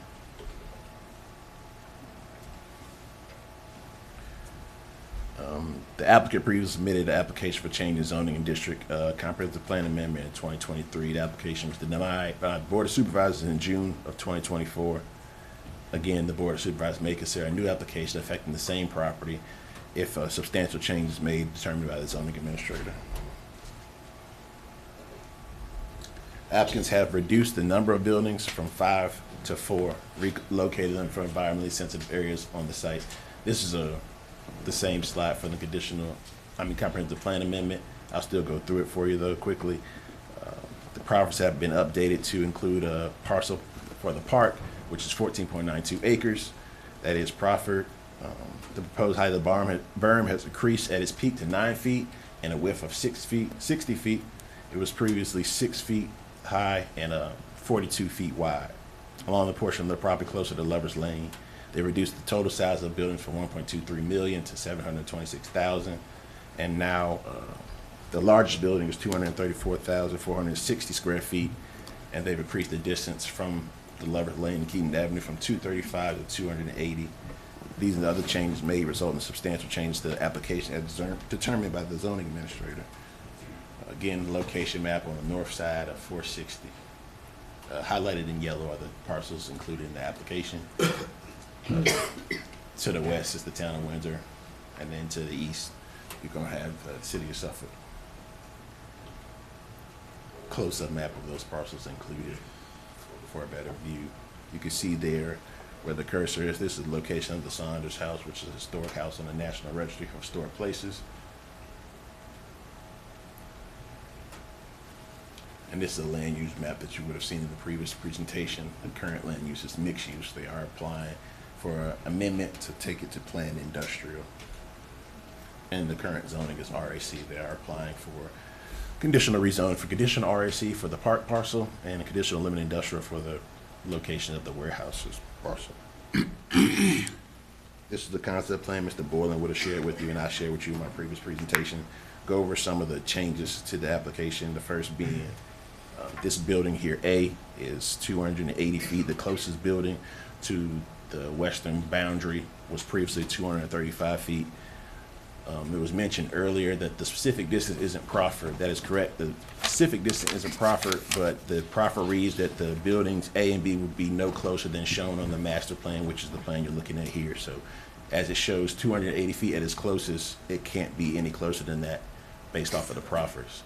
And also, if approved, they have to do a preliminary site plan, which will require them to be in substantial conformance with their master plan. So if they were to show a building that is closer to that, that wouldn't be a substantial conformance, so we couldn't approve the preliminary site plan.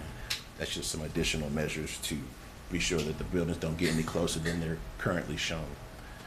You see the parcel here is a proffered at 14.92 acres. The proffer required it to be that size, so it couldn't come back if approved to show a part that is smaller than that. So the 14.92 is a proffer and required if approved.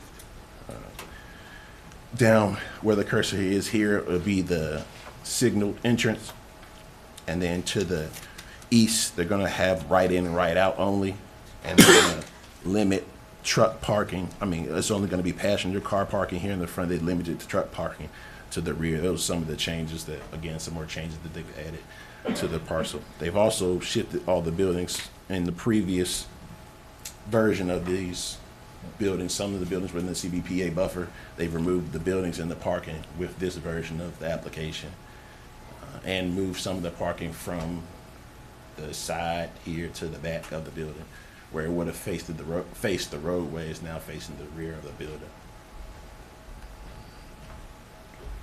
We'll move to the next slide. This is just the site map, the previous map, which is a color version of the same exact map. If you look down here, if you can see, this is showing a distance of 162 feet to the Saunders house. It's also showing a buffer to shield the Saunders house from view of the buildings. Also mentioned a culvert bridge in the previous presentation, Mr. Boylan. That's the only area where the CBPA buffer is being impacted. The culvert bridge is going to be used for connectivity, and that's a process that can be approved administratively, so they won't have to come back before the board or you with that, but they do have to get additional approval for that culvert bridge. Previous versions of the building would have had to come back before you and the board for the CBPA exception. Mention that.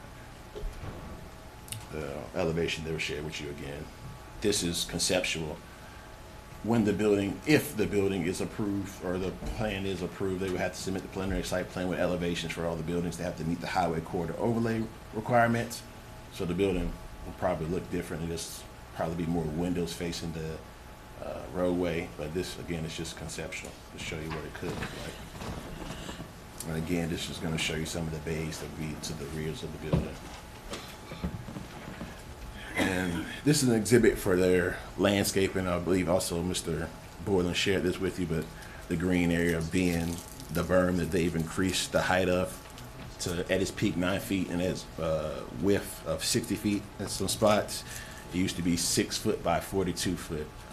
They also have a berm down here closer to the park parcel that's a little bit smaller. I don't believe it gets as tall as 9 feet. I believe it gets 5 feet here, but it does extend towards the park, and additional landscaping around the park to help shield the building. This is, again, some exhibits that they just included to show you possibly what you would see if the berm is installed as approved or as shown. So, this will be the first section closer to Lovers Lane. And this is going back south towards 460. This is going to be an image looking north. Entrance of the Saunders house. This 3D image here is not what the building is going to look like, but I just wanted to give you a visual reference of where the building would be. It would be next to the Saunders house. But they are proposing a 10-foot landscape buffer to help shield that building from the Saunders house view. Again, some 3D images, maybe, I guess, crude, but I just wanted to give you visual reference. And again, the buffer itself will look fuller than this, but I just wanted to give you a reference of where the buffer is going to be along the boundary of the Saunders house. And this is going to be looking west from the Saunders house property towards the building. And again, there's going to be a buffer that they're proposing, a 10-foot, to help break up some of that view.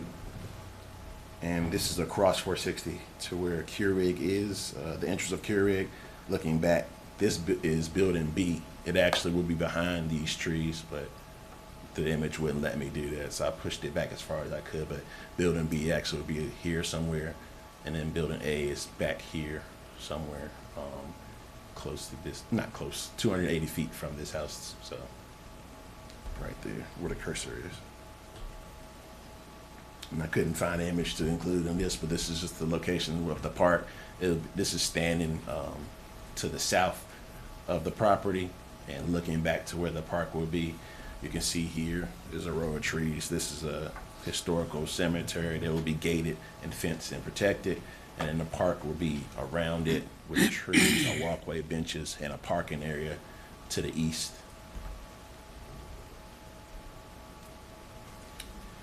This is the staff analysis portion of the presentation. It'll be going over some of the things we review when looking at a rezoning application. The first being public services and facilities.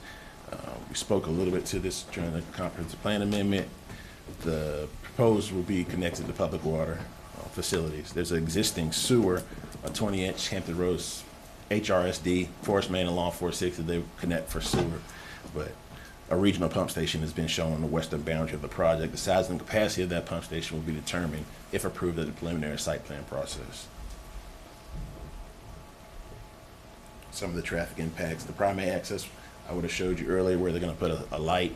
It's going to be on Old Dominion Way and Windsor Boulevard, so 460. And the development is proposed or have a potential to do 2,004 total daily trips, 400 total heavy vehicle trips. That's 240 total trips, and 261 total trips are expected for AM and PM peak hours. And the traffic impact model said the change in trips is minor, and VDOT agree with that assumption. And they also are proposing a turn lane of 200 foot with a 200-foot taper and storage along the western and eastern portion of the access points. That was going to be shown in your concept plan. I can go back to that if you have any questions about it. Financial impacts. The projected total number of jobs will be determined by the final total square footage constructed. This bullet point is an excerpt from comments from our Commissioner of Revenue.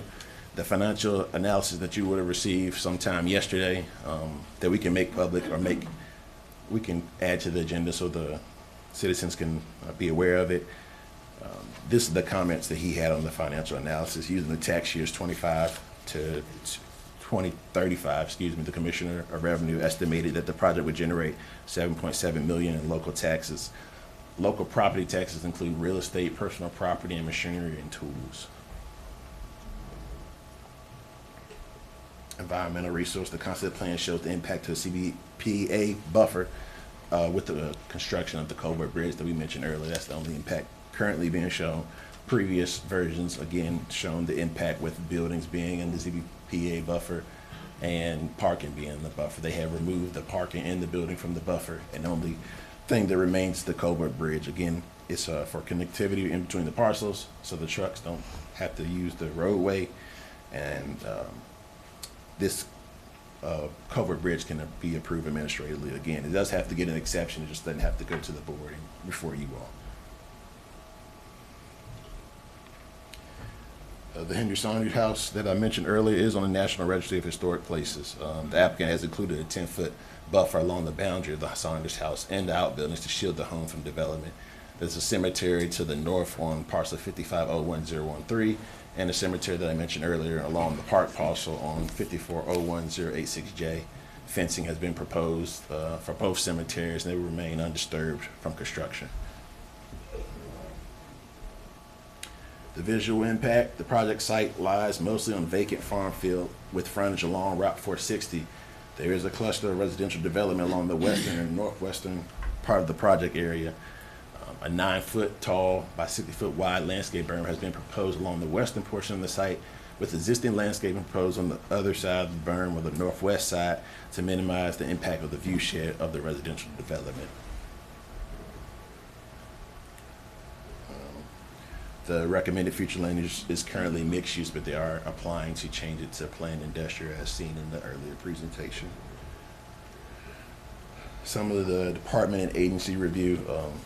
Economic development, the director, Ms. Christy Sutphin.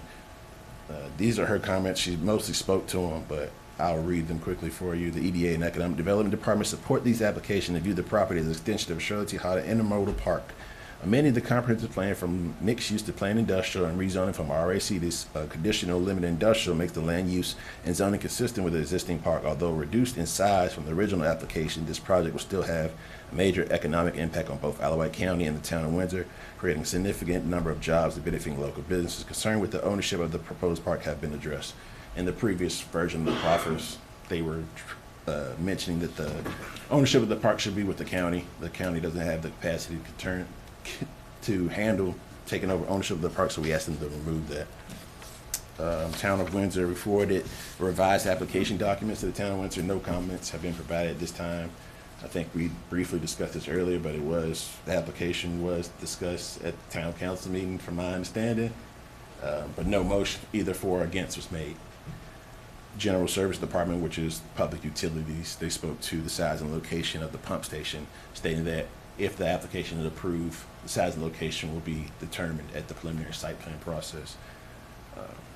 Virginia Department of Transportation recommended the proposed park entrance be moved further from the signalized intersection. That's the signalized intersection on Dominion Way and 460 to avoid conflicts with inbound site traffic and queue vehicles at the intersection. The applicant, in response to that comment, has shifted the entrance to the north approximately 300 feet from the right-of-way line to the center of the drive. So they addressed those concerns with that response. County attorney concerns were addressed. Those were some of the concerns I mentioned a little bit earlier. It had to do with the ownership of the park, which I should have mentioned. They were recommending that we take over ownership. He spoke to that. He also spoke to, again, some of the areas with the building being referenced as no longer a part of the plan. Commissioner Revenue, this is his full comment, but I took a piece of his comment from the earlier slide, but I'll read this quickly again. Have reviewed the latest economic impact analysis for Taiwan Logistics Center dated January 22nd, 2025. My review focused on the local property tax that Taiwan Logistics Center could generate from tax year 2025 to tax year 2035. The local property tax include real estate, personal property, machinery, and tools. During these tax years, the Commissioner's Office is estimating that the project would generate $7.7 million in local tax revenue from those three tax categories listed above. This estimate is slightly higher than the $7.2 million revenue estimated by the developer. Additionally, since no specific entity has been selected to be built at this location, the revenue estimate is based on average warehousing and manufacturing properties in Alawite County. Last portion of this slide, just please note that should this conditional rezoning request be approved, the project is subject to site plan review and approval from all necessary agencies. Some of the staff analysis, the strengths and weaknesses. The first strength is the proposed use is consistent with proposed uses in, proposed uses are consistent with the proposed use in the CLI zoning district, or the LI zoning district, I should say. The proposed project would create additional jobs and generate additional non-residential revenue to help cover the cost of future public service and facilities. The application includes features to mitigate potential land use conflicts. Those land use conflicts were the setbacks, some of the noise issues, and some of the view shed issues. And they've also added a community park, which wasn't on the previous version of this application. Two weaknesses, the first being that the buildings on the western portion of the project area are close in vicinity to the residential development along Lovers Lane and Keaton Avenue. However, the applicant has proffered several mitigation measures to include a 9-foot tall by 60-foot wide landscape berm and a sound wall, and a sound study as well, as a condition that it not exceed 50 dBA. Second weakness is the historic resource known as the Saunders House is less than 200 feet from the proposed building. It's measured at 162 currently. And the parking areas, and the applicant has proffered additional screening measures to minimize the visual impact of that resource. That would have been the landscape buffer that we mentioned, or I mentioned. Based on the findings listed in the previous slide, staff recommends approval of the application with the conditions proffered by the applicant. Happy to answer any questions the best that I can, and the applicant is here to answer any questions. Thank you all. All right, thank you.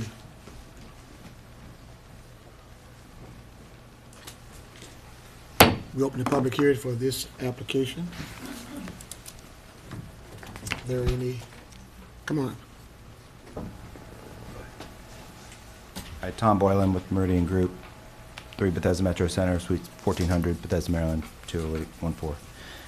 I just wanted to provide some further thoughts after hearing the discussion thus far tonight. We believe we've listened to the community. The project is a lot less dense, about 41% reduction in density. There's going to be a lot less truck traffic visiting the property because of the elimination of the buildings and the reduction in size. We believe it is more compatible with the surrounding community, with the open space, the heavily planted trees, and a community amenity. And we're here still listening tonight. I'd encourage the planning board to consider a few things. The planning staff supports the project. We've worked very well with them. They've ushered this plan forward and is there to listen to the citizens of this county. The Windsor mayor, who's here tonight, has expressed his support for the project. A couple council members have expressed their lack of support. That council is the eyes and ears of their citizens, and we look to them for direction. We've been nothing but transparent with the town. We continue to work with the residents. I've received many emails last year from several residents asking questions. I answered every one. Since we resubmitted, I have received no emails from any residents. I continue to check in with the Windsor council members and with staff to make sure we hear questions that are asked, and we engaged the community as best we could, and really demonstrated, in my opinion, a commitment to work with the community and answer the tough questions. I do believe that this plan represents a fair compromise, and we are seeking a vote tonight on the project. I know setbacks and the issue later on the agenda is brought up as a concern. I don't believe the project vote should be tabled since after reviewing those setback table, we're well above any of the surrounding localities, I think by 2.5 times the distance, plus adding landscape buffers and sound walls in addition to the buffer. But we do believe, again, that this is a fair compromise and represents smart planning and economic growth. And this is a great opportunity to support growing industries such as defense and e-commerce, and support onshoring manufacturing efforts that both Virginia and our country need. So thank you all for your consideration tonight, and we humbly ask for your approval tonight. Okay. Good evening again. Michael Evans, Hampton Roads Alliance, 3 Commercial Place, Norfolk, Virginia. So the question came up earlier about median wages versus average wages. So during the break, I took a look at some of those. So across all NAICS codes that involve manufacturing, transportation, and warehousing, which this development would be a part of, the median wage currently, median advertised wage, is $62,300. This is across about 1,700 job postings that have advertised wage data published.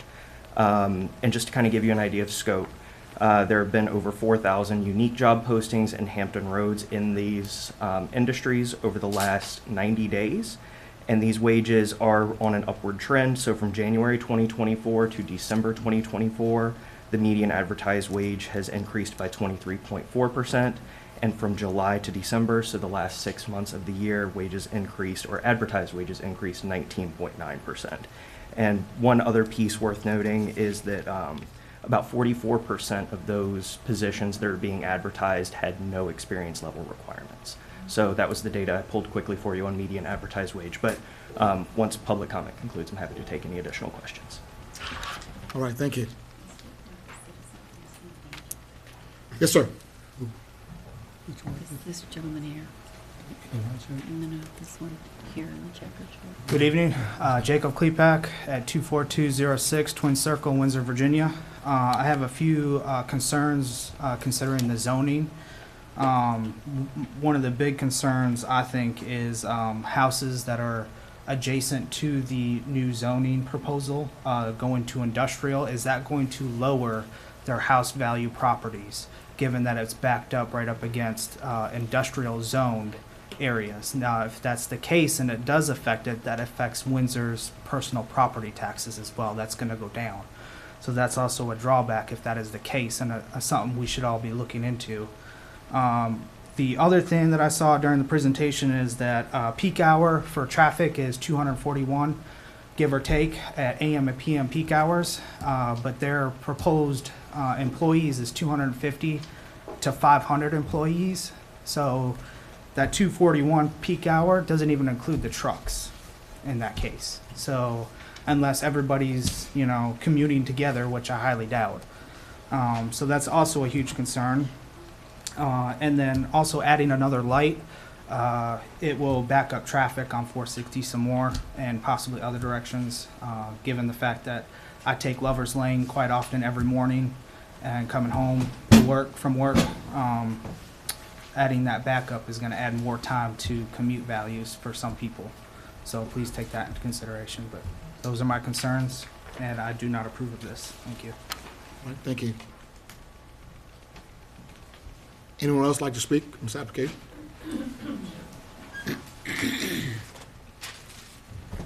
Louis Edmonds, 24327 John Henry Street, Windsor, Virginia. So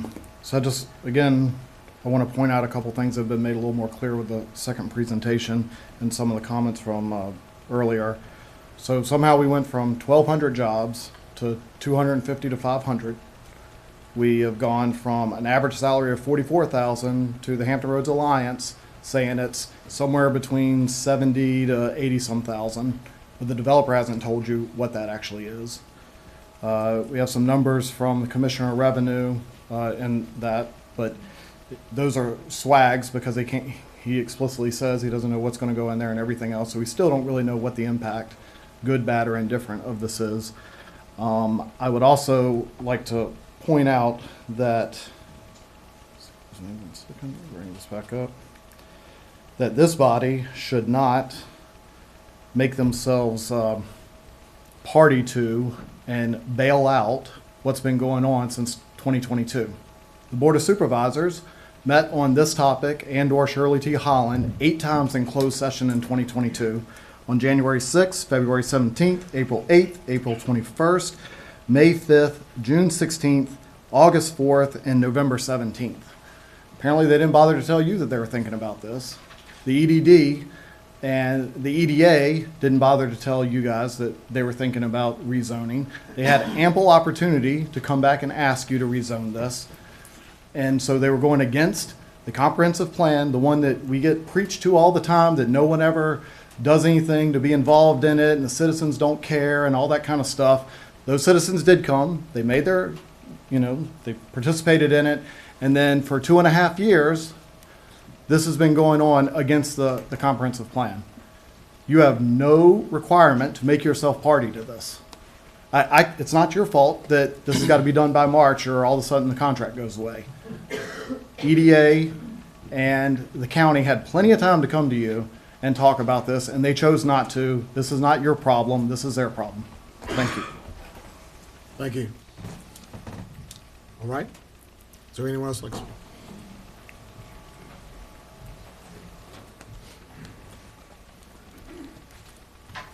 Marlon Sharp, 23408 Courthouse Highway, Windsor. I want to point out a couple things from the staff report. Again, mentioning that no vote was taken in the December meeting regarding this project because, again, this was not the subject of the proposal. So, of course, there was no vote taken. I would point out that the last vote that was taken by Windsor Town Council was 5 opposed and 1 abstention. That vote has not been changed. The developer has pointed out that it's a lower density project, but it's still the same project. It's still Tidewater Logistics Center. It's still warehouses. And so it really, other than the size of the project hasn't changed. So it really shouldn't be considered before the 1 year deadline. The other aspect that I've mentioned to Mr. Boylan at any occasion that I had the opportunity, going from 3 warehouses to 2 warehouses is still 2 warehouses too many. Tying it to what's happening across the street doesn't take into account that it still comes right up beside a residential area, although the one across the street does not. So we have to take the residential aspect into consideration when we're looking at putting in something that will generate noise. He has made changes in the project as far as attempting to mitigate the noise pollution, but it still will be noise, it still will be dust, it still will be diesel fuel fumes. If anyone who's been around a diesel truck, you'll find out that it can be rather rather nasty. But put in a couple hundred of those, and you can imagine if the wind blows in the right direction, what that might do to your backyard. I would also note, I mentioned earlier that I don't want this in my backyard, and at least in one of these cases, this is actually in the front yard.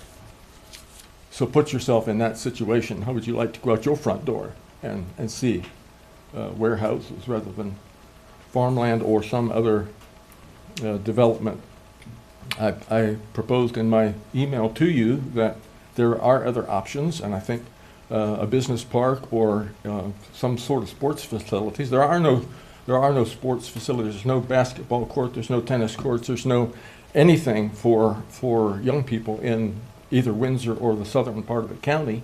That would be a much more profitable use, maybe not in tax money, but as far as actual involvement of the citizens of not only Windsor but the southern part of the county in providing something for them that gives them some activity. Someone mentioned earlier about kids hanging out in the park. Well, they have nothing else to do. There's nothing else for them to do.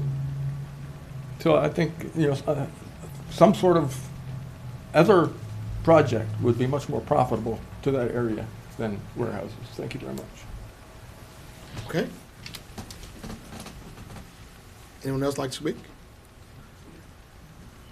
Mr. Willis behind you, Mr. Stubbs. He was coming up first. He walks kind of fast anyway. Go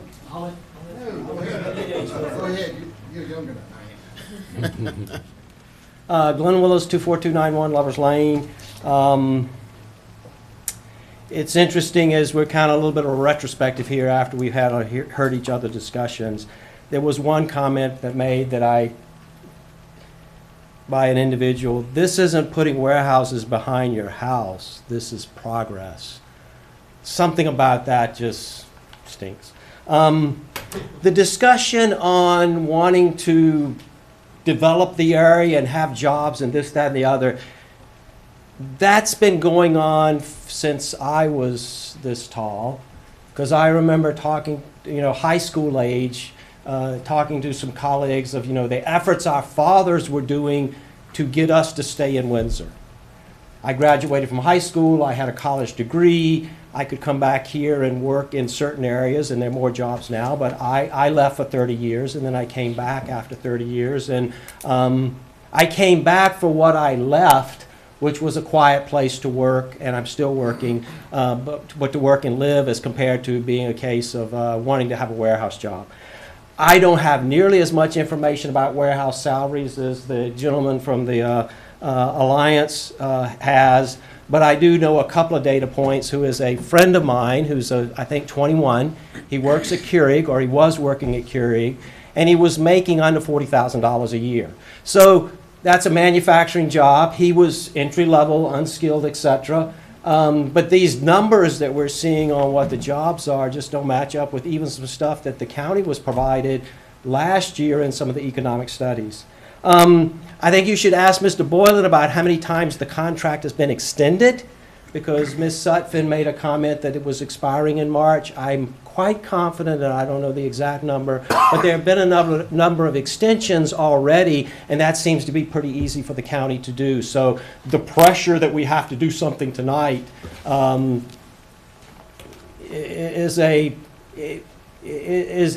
not be as real as what was being suggested that you've got until the end of March.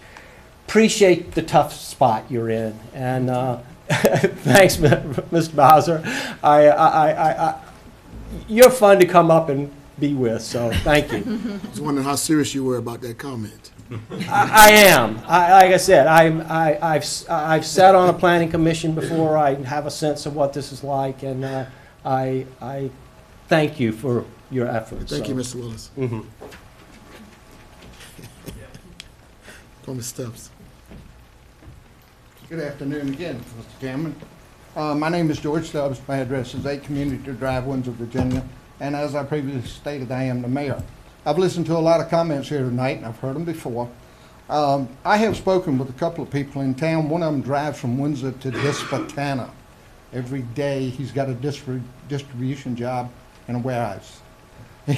When he heard about this, and I will tell you he's a relative, he said, hey, he said, if that warehouse gets built, he said, I'll apply for a job. He said, you know, it's a lot of distance from where I live right now instead of driving to Dispatana and back every day. The pay, I'm not going to try to comment on it. I've made this comment a couple of times to people. If we don't get on board with some type of development that brings jobs and opportunities to our young people in the town of Windsor, I'm going to repeat it again. We're going to look like Dispatana. You ride through it and you're like, wait, what was that town we just went through? I know we have some businesses in town. Don't tell me that they don't see some revenue from the World Market people, because I see them in the stores. They're wearing their badge. They come for lunch. They're in Food Line. I've seen them in a couple of the restaurants. So there's a little misconception that I think that the business in the town of Windsor do not see any revenue from people at, right now, Curry, Dr. Pepper, World Market. And speaking of World Market, when they started talking about it, I happen to be on the planning commission for the town of Windsor. Oh my goodness, this is going to be noise, trucks, blah, blah, blah. One of your council, one of your board of supervisors member, if I remember her statement correctly, hey, we went to World Market at 3 o'clock in the afternoon, looked like a ghost town. They won't no truck moving. I know a guy that was a guard on the gate. Hey, what's the latest you get a truck to arrive? Maybe 4:30 in the afternoon. I know that Mr. Boylan and the company have estimated it could be 24/7. We don't know that to be a fact yet. So I thank you for what you do. I thank you for the position that you're in. And again, I'll ask you, please consider approving this rezoning request. Thank you. Thank you, Mr. Stubbs. Thank you for listening to your people, Mayor, instead of your family. All right, please hold your comments, No Barry. problem. Please hold your comments. I haven't seen you at council meeting. Okay. With any meetings. Please hold your comments, please. Why don't you put something up? Please hold your comments.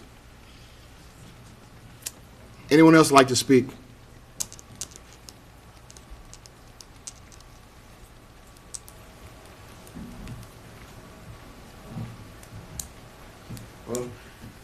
James J. Villers Jr., 12262 Keaton Avenue, Windsor, Virginia, again.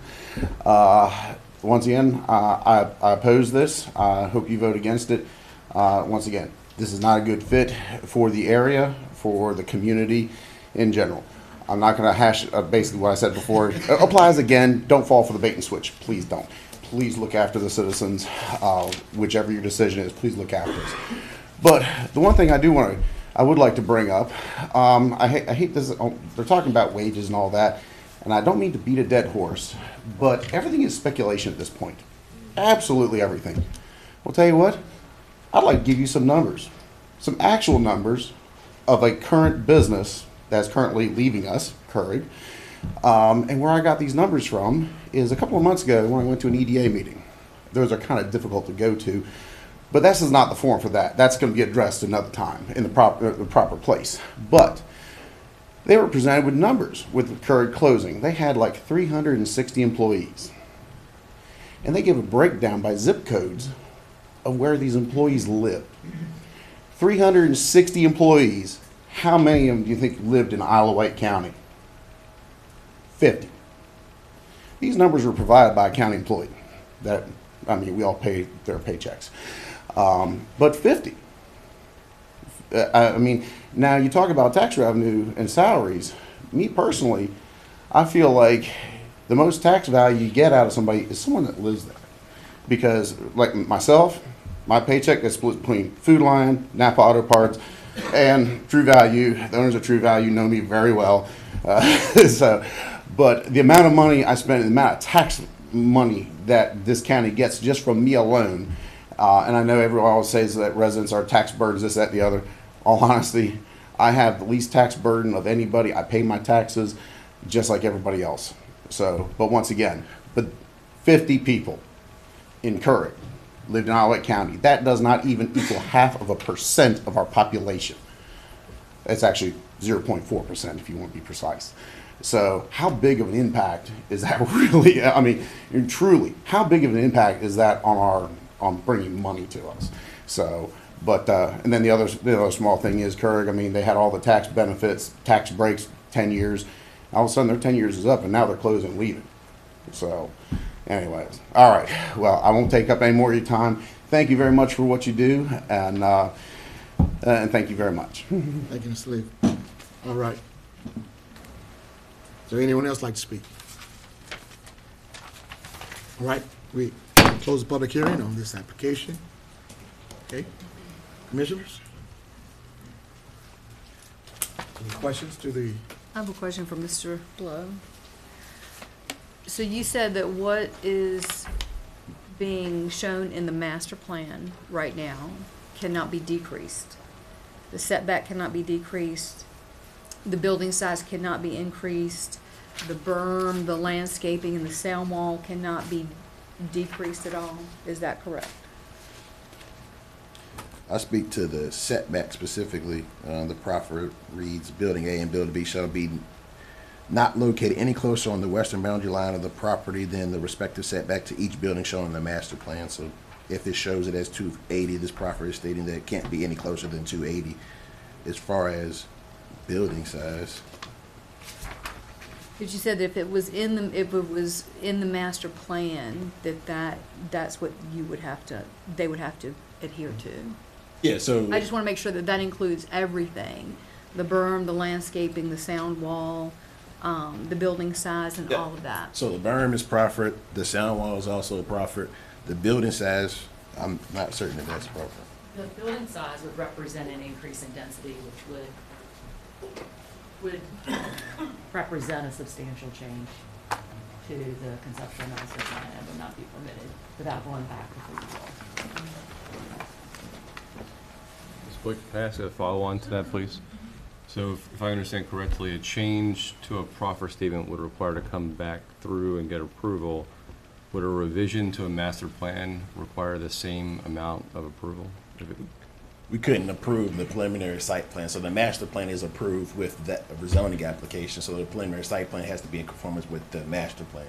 So what we are approving is, or the preliminary site has to be in substantial conformance, so what they show in the master plan has to be shown on the preliminary site plan, or we could not approve that preliminary site plan.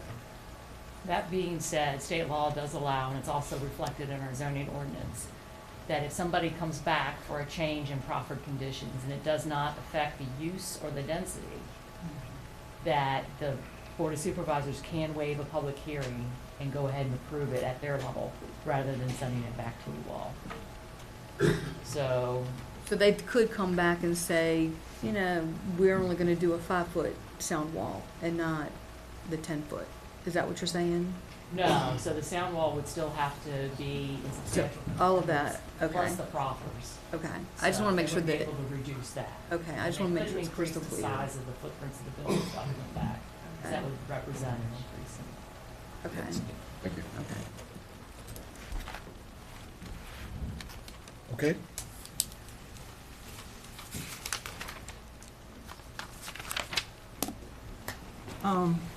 Yes, ma'am. I have a comment. When I saw this application come before us, I was surprised to see it because, as several speakers said, under state law, they should only come back to see us after it's been a year, after a board has denied an application, substantially the same application. I'll be quite frank, I don't see a substantial difference.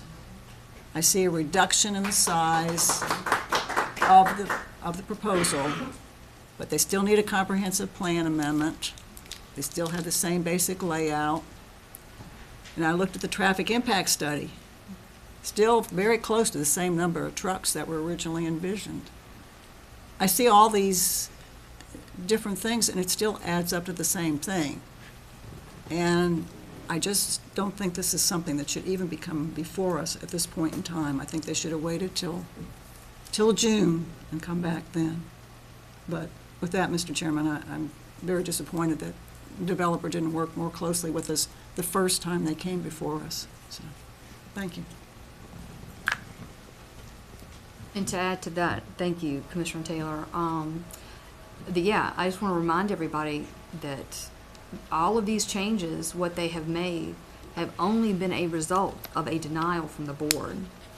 And I remember when they came before us, I believe it was you, Commissioner Gibbs, and you, Chairman Bowser, asked them, what can you do? Can you move this building even 5 feet?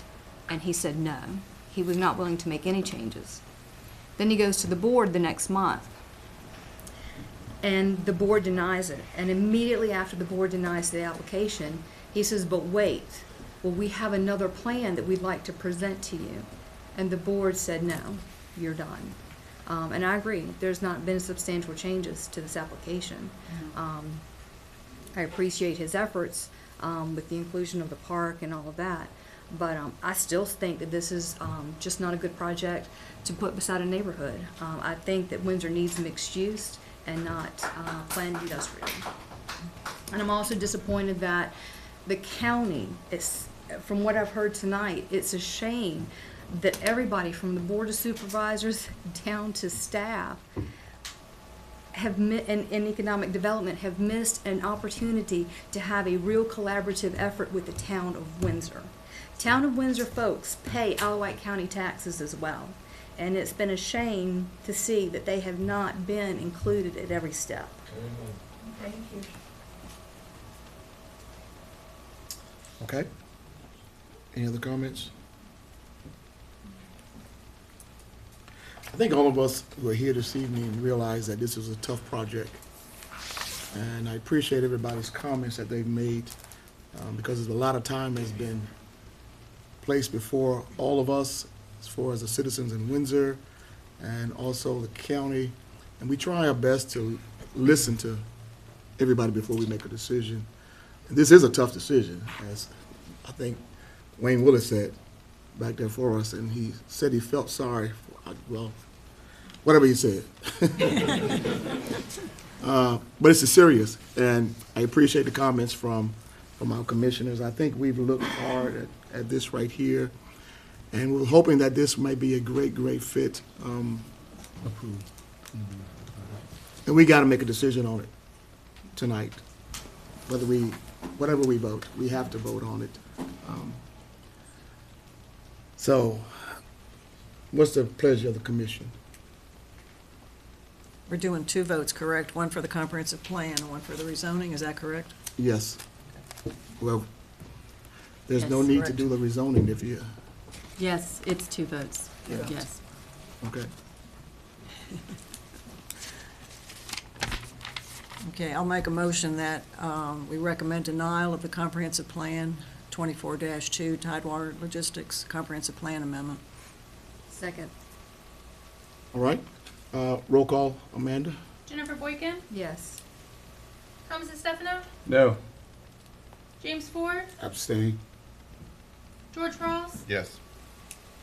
Cynthia Taylor, No. Raynard Gibbs, No.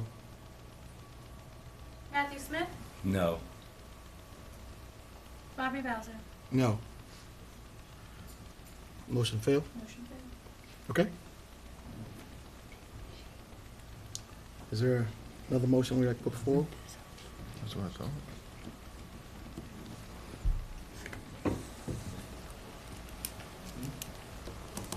Okay.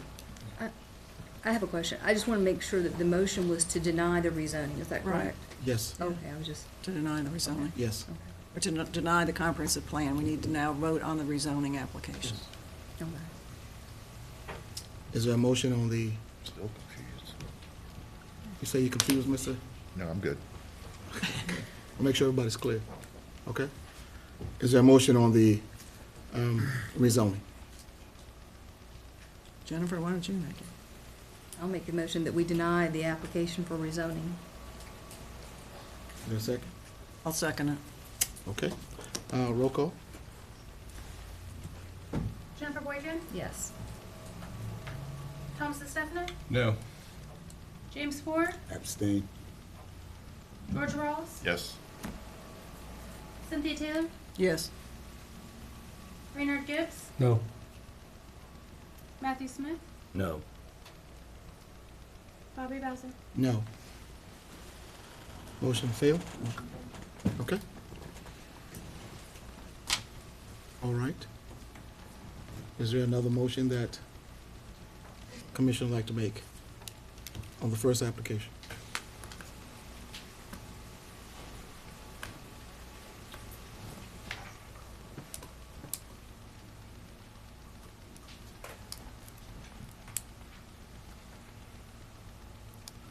Make a recommendation that we accept the application for the comprehensive plan as it stands. Unless you're making that motion with the requirements, right? Yes. By staff. Okay? Is there a second to the motion? Second. Okay? All right. Roll call, please, Amanda. Jennifer Boykin, No. Thomas Stefano, Yes. James Ford, Abstain. George Ross, No. Cynthia Taylor, No. Raynard Gibbs, Yes. Matthew Smith, Yes. Bobby Bowser. Yes. Motion passed. Okay, motion passed. And this will go to the March Board of Supervisors meeting, Yes. okay? Now, can we take, is there a motion on the rezoning?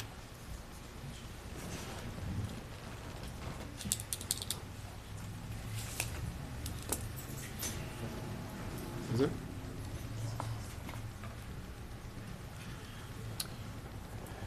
Make a recommendation that we accept the applicants for rezoning and with staff comments included. Okay. Is there a second to the motion? Second. All right. Roll call again, Amanda. Jennifer Boykin, No. Thomas Stefano, Yes. James Ford, Abstain. George Ross, No.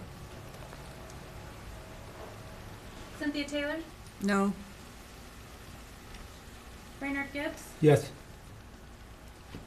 Matthew Smith, Yes. Bobby Bowser. Yes. Motion passed. Motion passed, and this will go to the Board of Supervisors also for their March meeting. All right? All right. Thank you, ladies and gentlemen, for those of you who came tonight, and I know this is a tough decision for all of us, and we do appreciate your time tonight. At this time, we'll move forward to new business. I'll take it, yes, to the new business for resolution. Appreciation for Cynthia Taylor. And I've asked Commissioner Ford if he would read that resolution. I'll give everybody some moment to quiet down a second. You want to do it from Okay. up here? Hmm? It's for, let them see your new suit. Go down there, man. Mr. Ford. That's what you What's your problem? Sit down there. Get on there. Oh, God. He's doing the resolution. I thought he was on the- Okay. Oliver County. Okay. Olive White County, Virginia. Resolution of appreciation. You want to stand up and come in here fast? Hey, Ms. Taylor, go down there this side. You know, I feel very special doing this because she and I work very closely as chair and vice chair, and then I think vice versa, something like that. Whereas Cynthia Taylor of Election District 2, Olive White County, Virginia, has tendered her resignation as a member of the Planning Commission of Olive White County, Virginia. And whereas Cynthia Taylor has served 10 years and 10 months as a member of the Olive White County Planning Commission representing Election District 2 from March 2014 to January 2025. And whereas Cynthia Taylor, in her capacity as a member of the Planning Commission of Olive White County, has worked faithfully and diligently on behalf of all the citizens of Isle of Wight County to promote better planning as to enable the County of Isle of Wight to progress in its growth in an orderly manner. And whereas the members of said Planning Commission wish to acknowledge the outstanding service rendered by Cynthia Taylor, and it is their desire to formally express their sincere gratitude and appreciation. Now, therefore, be it resolved by the Planning Commission of Isle of Wight County, Virginia, that it is with sincere regret on the part of the Planning Commission members of Isle of Wight County that Cynthia Taylor will no longer continue as a member of the Planning Commission of Isle of Wight County, and said Planning Commission hereby commends her for the services performed for the citizens of Isle of Wight County in her capacity as a member of the Planning Commission representing Election District 2. The Secretary to the Planning Commission is hereby directed to spread this resolution upon the minutes of the Commission as a matter of public record, and to forward a copy of the same to Cynthia Taylor and to the Board of Supervisors of Isle of Wight County, Virginia, adopted this 28th day of January 2025. Bobby A. Bowser, Chair, Isle of Wight County Planning Commission.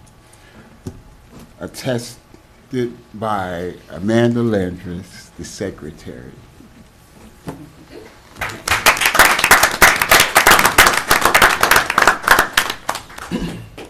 It's hard to believe it's been 10 years since I started. And started with Mr.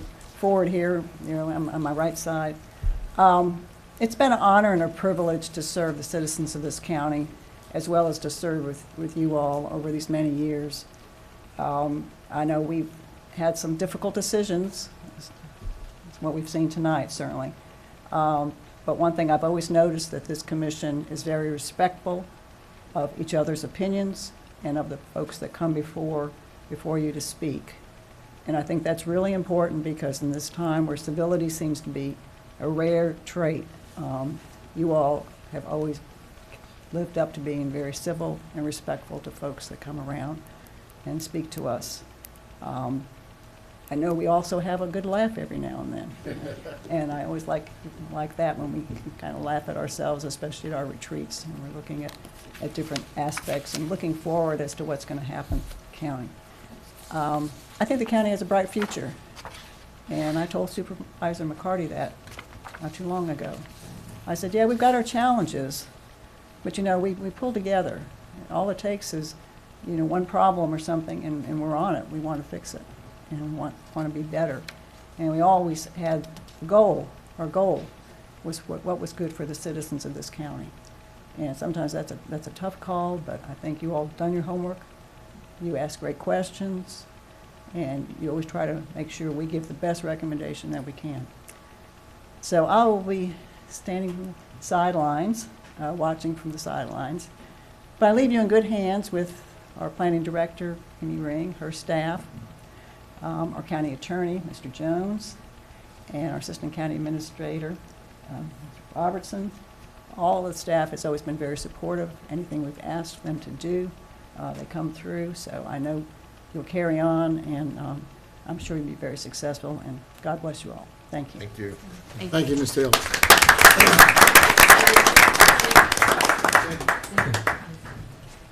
We are going to really, really miss you. You've been such an asset to this planning commission, as well as this county. We could get about 5 more like you. We'll be a perfect county. Yes. All right. We'll move forward. There's a resolution for Rick Sienkiewicz. I've asked our vice chair to read that. Of course, he's not present tonight, but we will get this to him.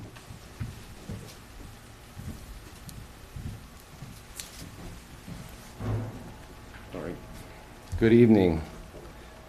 Isle of Wight County, Virginia Resolution of Appreciation, whereas Rick Sienkiewicz Sienkiewicz on election district, from electric District 4, Isle of Wight County, Virginia, has tendered his resignation as a member of the Planning Commission of Isle of Wight County, Virginia, and whereas Rick Sienkiewicz served 2 years and 1 month as a member of Isle of Wight County Planning Commission, representing the election District 4 from August 18th, 2022 to September 24th, 2024, and whereas Rick Sienkiewicz, in his capacity as a member of the Planning Commission of Isle of Wight County, has worked faithfully and diligently on behalf of all of the citizens of Isle of Wight County to promote better planning so as to enable the County of Isle of Wight to progress its growth in an orderly manner. And whereas the members of said Planning Commission wish to acknowledge the outstanding service rendered by Rick Sienkiewicz, and it is their desire to formally express their sincere gratitude and appreciation. Now, therefore, be it resolved by the Planning Commission of Isle of Wight County, Virginia, that it is with sincere regret on the part of the Planning Commission members of Isle of Wight County, Virginia, that Rick Sienkiewicz will no longer continue as a member of the Planning Commission of Isle of Wight County, and said Planning Commission hereby commends him for his service performed for the citizens of Isle of Wight County in his capacity as a member of the Planning Commission representing the election District 4. The Secretary of the Planning Commission is hereby directed to spread this resolution upon the minutes of the Commission as a matter of public record, and to forward a copy of the same to Rick Sienkiewicz and the Board of Supervisors of Isle of Wight County, Virginia. Adopted this 28th day of January 2025, signed by Bobby A. Bowser, Chairman of Isle of Wight County Planning Commission, and attested to by Miss Amanda Landris. All right, thank you, Mr. Stefano. I think we know that the time that Mr. Sienkiewicz was with us, he served well, and sorry to see him go also. Of course, we always struggle over his name, trying to get that right, but we try to do the best that we can. And Ms. Taylor, I think there is a frame also for your, Amanda has that, yes, for your resolution there. Thank you very much. Okay? All right, let's see, can we press our way? What do we have next? County Attorney's report. No report this evening. All right. Planning Director's report. So the first item on the Planning Director's report is actually a bit of good planning news. Every once in a while, a really good planning project comes to fruition, and in this case, it is the third lane widening project for Route 17, and Jamie Oliver is here. Actually, this is her project. She applied for and received preliminary approval, I believe, for the grant, and she probably can give you a lot better description than I can, so I'm going to defer to her. Good evening, Mr. Chairman, members of the Planning Commission. Jamie Oliver, the County Transportation Administrator, and I believe we had previously discussed this briefly at one of your Planning Commission retreats when we were giving a transportation update. I believe there was a graphic that was included with your package which shows both Phase 1 and Phase 2 of this project. We applied for this project under the Virginia Smart Scale program, and what we found out 2 weeks ago is that both phases of this project are currently on the funding short list for this round of Smart Scale. So what that means is as of January 14th, both Phase 1 and Phase 2 have preliminary funding designated in this year's budget, 6-year plan budget for VDOT. So we do, of course, have to make it through a couple more months on the list. They have several more rounds of conversation that we have to get through. But one of the reasons we're, one, excited for this, because that would be, $40 million in state capital funding coming to the county. This is 100% grant funding for these two projects. Two, that's 100% funding for these projects, and it's in that 6-year funding window. It'd go right into the state budget. And three, we're really excited that you guys would be great advocates for this project. So we wanted to make sure that it was on your radar that as those public hearings for the state 6-year plan come up in March and April, and even moving into May for the state budget, that you guys are aware of that and can advocate with your Commonwealth transportation contacts, and we can certainly pass those along to you as you see those coming up. that you can advocate for these projects. Now, phase one is actually number one in the district as far as ranking the projects for funding, and it's number two in the state. So we feel very good about that one. We think it'll, definitely get funding. We feel really good. But phase two is actually 11 out of 11 for our district and much lower on that. So we're keeping a very close eye on that one. We're staying in touch with our contacts. And we definitely want to strongly advocate for that one as we go into the state budget process, but it's very exciting. As you look at the drawing, you can see that phase one kind of starts the third lane process. It becomes this right turn lane for Smith's Neck, but then as we go into phase two, it transitions to the full third lane all the way down to Brewers Neck Boulevard. So one of the reasons we focus on that is because when we did the STAR study for Route 17 from the James River Bridge to Bartlett intersection, we saw a significant level of service increase for the southbound third lane. We did not see a significant level of service increase northbound. So we really didn't focus because of the high cost for this type of project. Here we go, $40 million for that single lane. We didn't really see the level of service increase on the other side for adding that lane, but we saw, I think, almost 2 points of level of service increase for the southbound for getting that lane put in there. So we're very excited to be able to move this forward. So. Great. Yeah, thanks for your effort on that. Yes. Yes. So we'll keep you posted, and through Amy, we'll try to make sure to pass forward when we hear about those public hearings coming up, so you guys have the chance to participate if you'd like to. One more question. What's the completion date on the Nike Park extension? Nike Park Extended is currently on budget and on schedule to be completed this December. And also, as I pointed out earlier this evening at the Town of Smithfield meeting, there are some questions about the stoplights related to that. There's only going to be a stoplight at the Route 17 end of that project. There will not be a stoplight at the Reynolds Drive end. That will be a four-way, that will be a four-way stop. There will not be a signal at that end. Apparently, there's a rumor going around that there's signals at both ends, and that is not true. Is that going to be 4-lane to Reynolds? And then 2-lane? So it will be 1 lane in each direction. Okay. Correct. Yeah. So Nike Park will stay the same, typical that it is now, and the one coming off of it will be the same. But there will be a light at 17, right? Correct. Yes. Does the bike trail extend to 17 as well? So the new portion that they're building now will have the bike lane. There will be a gap from Nike Park itself to Reynolds. What we're calling the Nike Park connector is that gap. It's about, I think it's 1 mile from where Nike Park itself ends to Reynolds Drive. There's the gap, but the new portion that they're building now does include the bike lane, yes. Or bike trail. It's off the road. You just want that so you can run, right? Need places to run. We just have that little tiny piece left that we have to complete, so. We did apply for that one under Smart Scale too, and it did not rank well. We're gonna have to find a different route for that, funding for that, so. We're sure that you can find it, though. Yes, unfortunately, with Smart Scale and the market the way it is, VDOT requires adding a lot of contingency under certain grant funding when you have to use their estimating tools. They require a lot of contingency, and smaller projects like that 1 mile bike trail, it exploded the estimate, and that bike trail estimate ended up at like $6.5 million. That's great. Which is not at all cost effective, so that's just not the right outlet for that, so. Scratch that. Yeah, that's not the right way to get that done, so. Thank you. Okay, thank you. Thank you. Thank you, Jamie. Okay, the next item on your agenda tonight is just an informational item with regard to the Promontory project in the town of Smithfield. In your agenda package, I included the third submittal documents for the Promontory, which includes 262 residential units as well as 5 commercial outparcels. I did notice this morning that there is a fourth submittal that has come through. Unfortunately, I have not had time today to kind of open it up and take a look and see what's changed. But in their proffer statement, they have proffered to contribute to the transportation improvements for the Turner Drive project.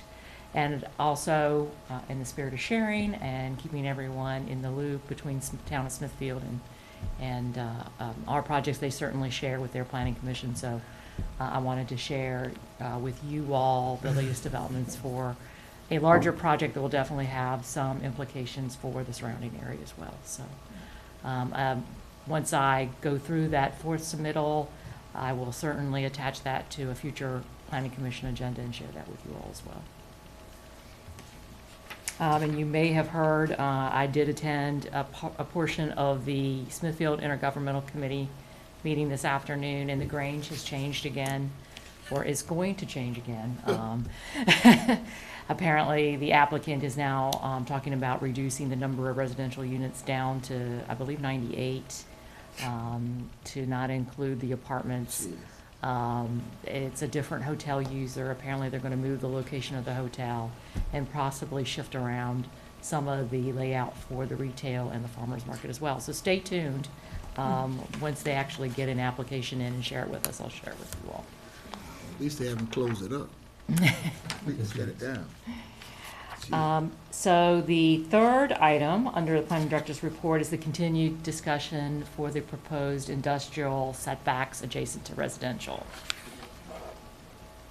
As you recall at your November meeting, you all continued your discussion about whether the setback was sufficient or too much, and you asked staff to compare or send you a comparison of what we're proposing with similar types of regulations in adjacent localities. So that's what we sent you. You saw the table in your staff report. So just as a refresher, the red highlighted items in the language on the screen is what was the latest proposed changes to the proposed ordinance changes.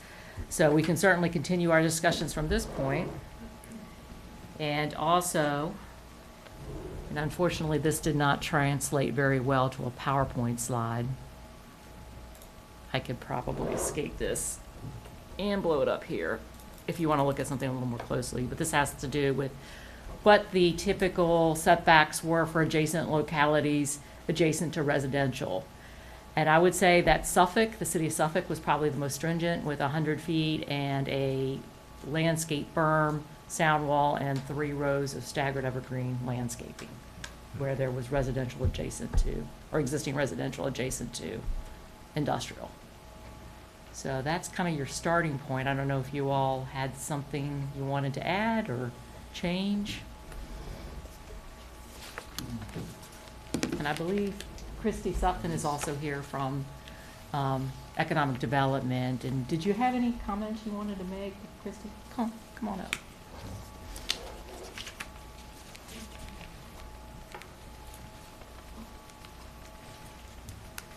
Good evening again, Commissioners. As follow-up to the discussion in November, I believe Commissioner DeStefano had asked for some financial impact information related to the increased setback versus what we have currently. And as I mentioned before, we did work with ATCS, our engineering consultant, to produce some exhibits that show current zoning versus the proposed with the 300-foot, and did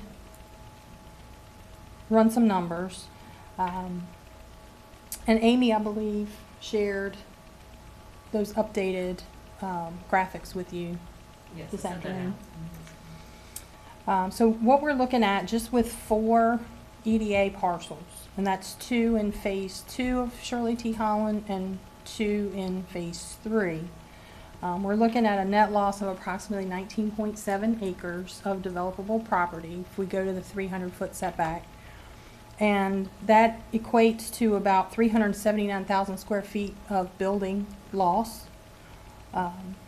based on some conceptual plans that we had already worked up and then made the adjustments with the setbacks. This could result in an estimated loss of land sale revenue to the EDA of over $1.3 million. And then estimated loss of annual real estate tax revenue to the county of almost $200,000. And if you factor in some additional impacts, if Tidewater Logistics Center is approved, and they've kind of self-imposed the 280-foot minimum setback. That is a 43% reduction in the pending land sale revenue to the EDA, and it's a loss of over 500,000 square feet of building area, and it reduces the overall tax revenue to the county over a 10-year period by about $2 million. So originally, with the 1.2 million square feet, we were talking about $9 million in economic impact, and with the current project, we're talking about in the $7 million range. We did discuss this at length with the EDA board at their last meeting, and they have come back with a counter proposal, which you may have read about in the paper, but they are recommending a 50-foot setback against residential uses, and in the cases where a property has a road that separates the EDA parcel from a residential use, they'd like to have that 50-foot be measured from the road center line. So that is their sort of counter proposal to what you all have been discussing with the 300 feet. And I do have a formal memo that I'm going to share with you all on behalf of the EDA board that outlines all of this information a little bit more.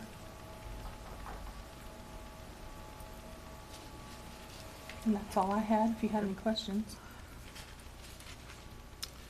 All right. No questions, anybody? Okay. Is that information gonna be emailed to us, or how is that gonna be disseminated? Yes, sir. I have an email, or I have a memo that I'll be emailing. Okay, Mhm. all right. I gotta read my emails. I know you and I had discussed, Ms. Rain, that this whole idea of the 300, feet was for adjoining neighborhoods, residential neighborhoods. And I came to you and said, look, what can we do? I mean, I get that there's in some of these places, there's just a random house or two. And I'm sure they still wouldn't want that in their front or back or side yard. But at least if we can distinguish between a neighborhood versus a blanket, 300 feet setback across the board, Right. everywhere. Did you have any more thought on that? I know in the past, like for outdoor shooting ranges, we had a prohibition against outdoor shooting in areas within 1,000 feet of a subdivision of 5 or more houses platted at the same time. Now, the pain in that is when it does come up, and it did come up until they changed the ordinance, is you would have to go research when those individual lots were platted and whether this rule applied or not. In this case, because it's not like this occurs so often. I mean, you only have so much existing industrial property in the county that's not developed. So we could certainly use a rule like that. Or we could say,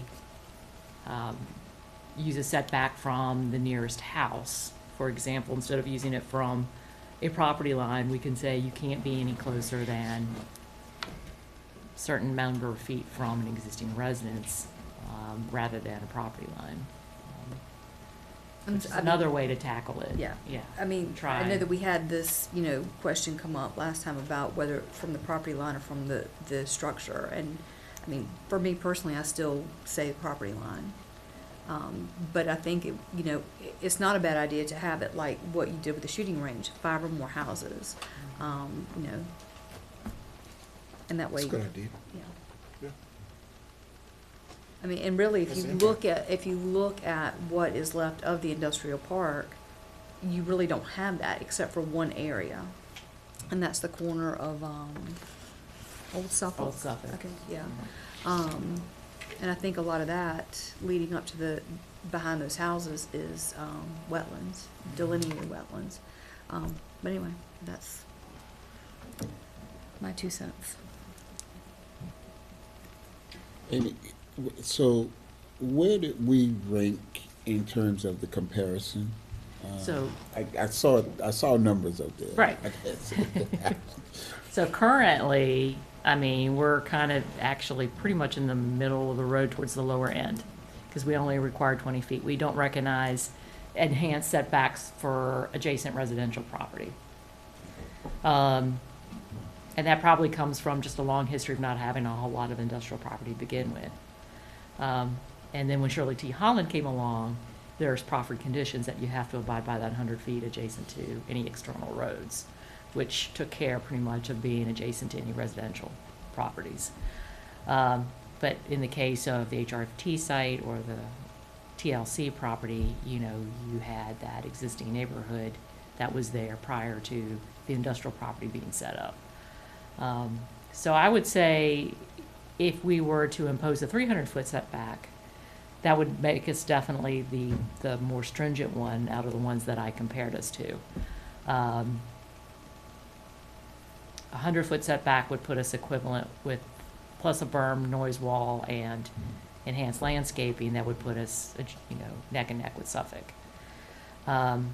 James City County imposes a 70-foot, 75 feet if it adjoins a lot line with a residence, or 100 feet from across the street. And then they also impose a 35 to 50-foot landscape buffer in that setback. Everybody else seems to be around the 30 to 50 mark. Fauquier County also imposes a 100-foot setback.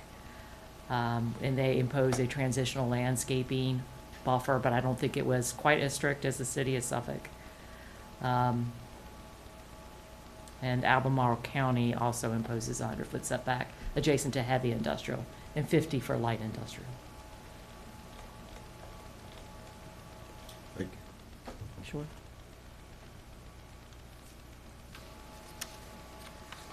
Have y'all had any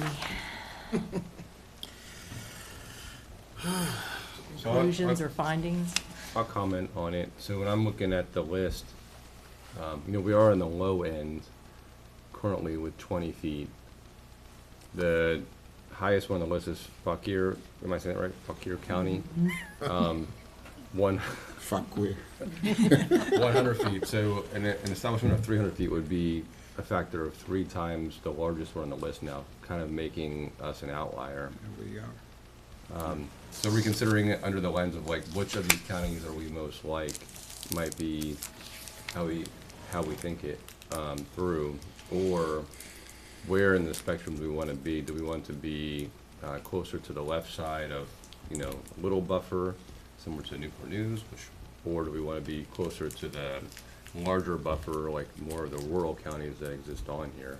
But my suggestion would be that we consider to be, you know, somewhere in that band vice, something that is a factor of 3 or more than the highest one on the list.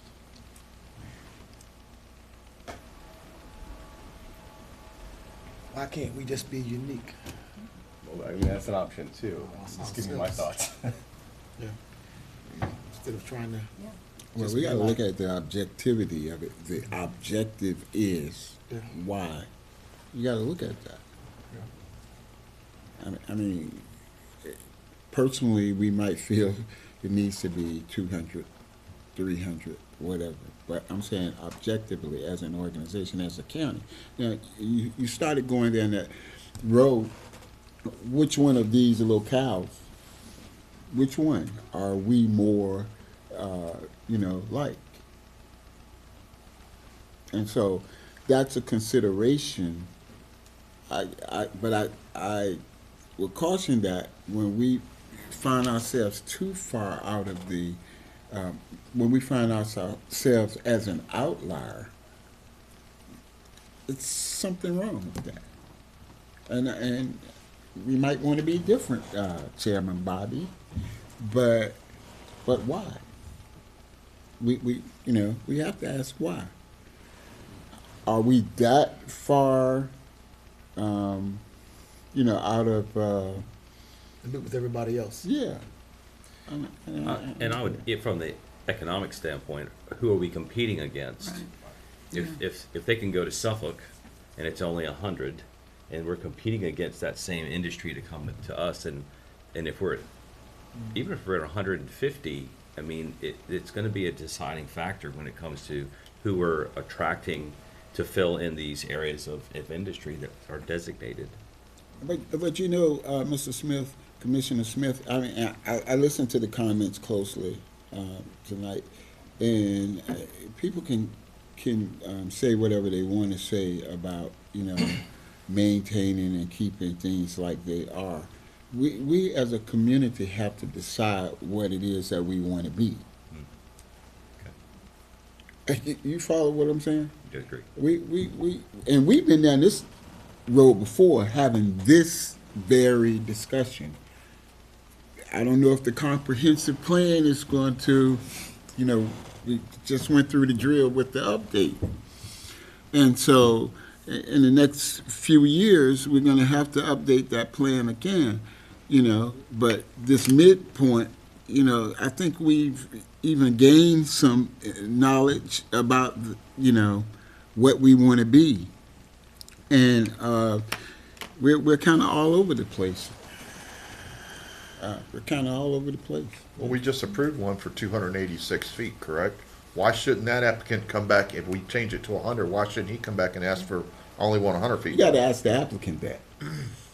To further Mr. Smith's points, you know, a potential developer might consider Isle White or not consider it based on the minimum requirement, but the minimum requirement is specified as the ordinance, you know, is written. The individual project should be based on their merit, and so that particular project, I think, warranted a much larger buffer than what we have established as a minimum. I think that's our point here, is that when you get so many houses or a neighborhood, what should that number be? How If many- 100's not the right number, what is the right number when you're bordering a neighborhood? Well, let's take Lovers Lane for an example. How many houses are down on the Lovers Lane? I don't know. I don't know. I would guess 15 or more. I mean, I've never counted. I've been down there, More but than I've 30, never. Yeah, there's more than I've never really counted. 15 or 20 at least. Well, we have I to would say at have. least 15 bordering that property. Well, we have to have a starting point somewhere. Go ahead, I'm sorry. Go ahead. No, go ahead, you were talking. No, I was just saying that we have to have a starting point somewhere. But that still goes back to what we want to be, whether or not we're going to encourage, because that can discourage any kind of development, industrial development. And not that we're not like the town of Smithfield per se, where we don't have any developable land. And so we've been accused years past of not being friendly to the development community. We took black eyes from the Board of Supervisors, you know.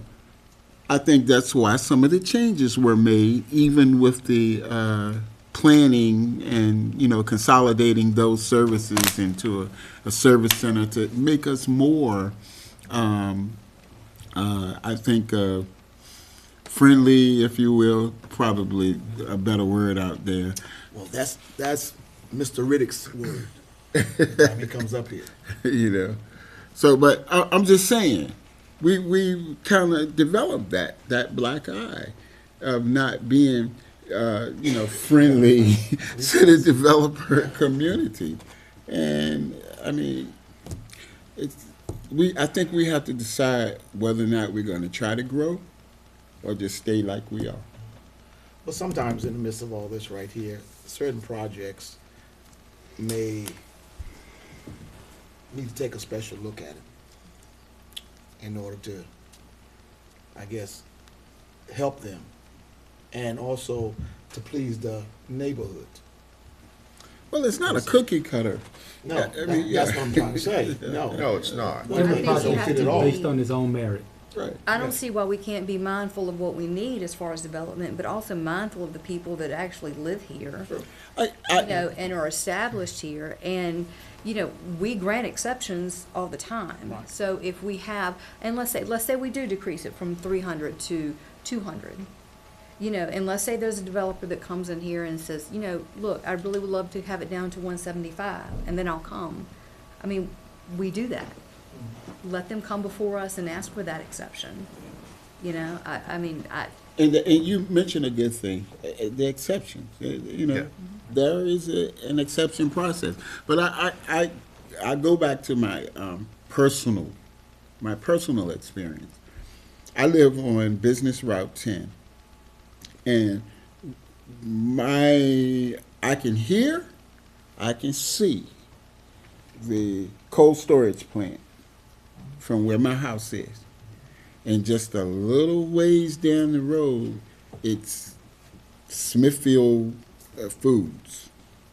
And I could smell them when they were at full production strength. And, you know, we knew that there was more traffic, you know, coming through and everything. And so, I mean, we had to put up with some things.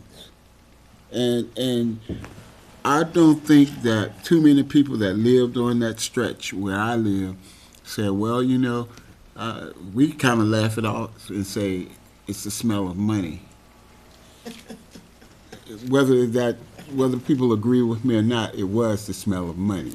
Absolutely. Not just for us, but for Smithfield at large. And you smelt them when they were halfway. That's right. And so we don't smell that now. Yeah. Because they don't, you know. Yeah. Manufacturing has changed. It's not easy. Yeah. It's not tough. easy, and she said it. It's tough. This business is not easy. And but I just want to say that we have to tolerate some things, but we need to be sensible and amenable to whatever it is that we're doing, and look at it as we always say in our opening prayers or in our comments, what's good for all. You know, how will this help us as a whole, the county? Preached a good sermon tonight. No. Sorry, it came at the end. I'm going to ask for my money before you use that Sunday in your sermon. So, that's all I have to say. Okay. All right. Ms. Ring, are we done? You good? Okay, so what's our consensus? Yeah, my directions. You got it? I know that we want to do better than 20 feet, especially adjacent to residential. Gotta be. So, I'm hearing more than 50.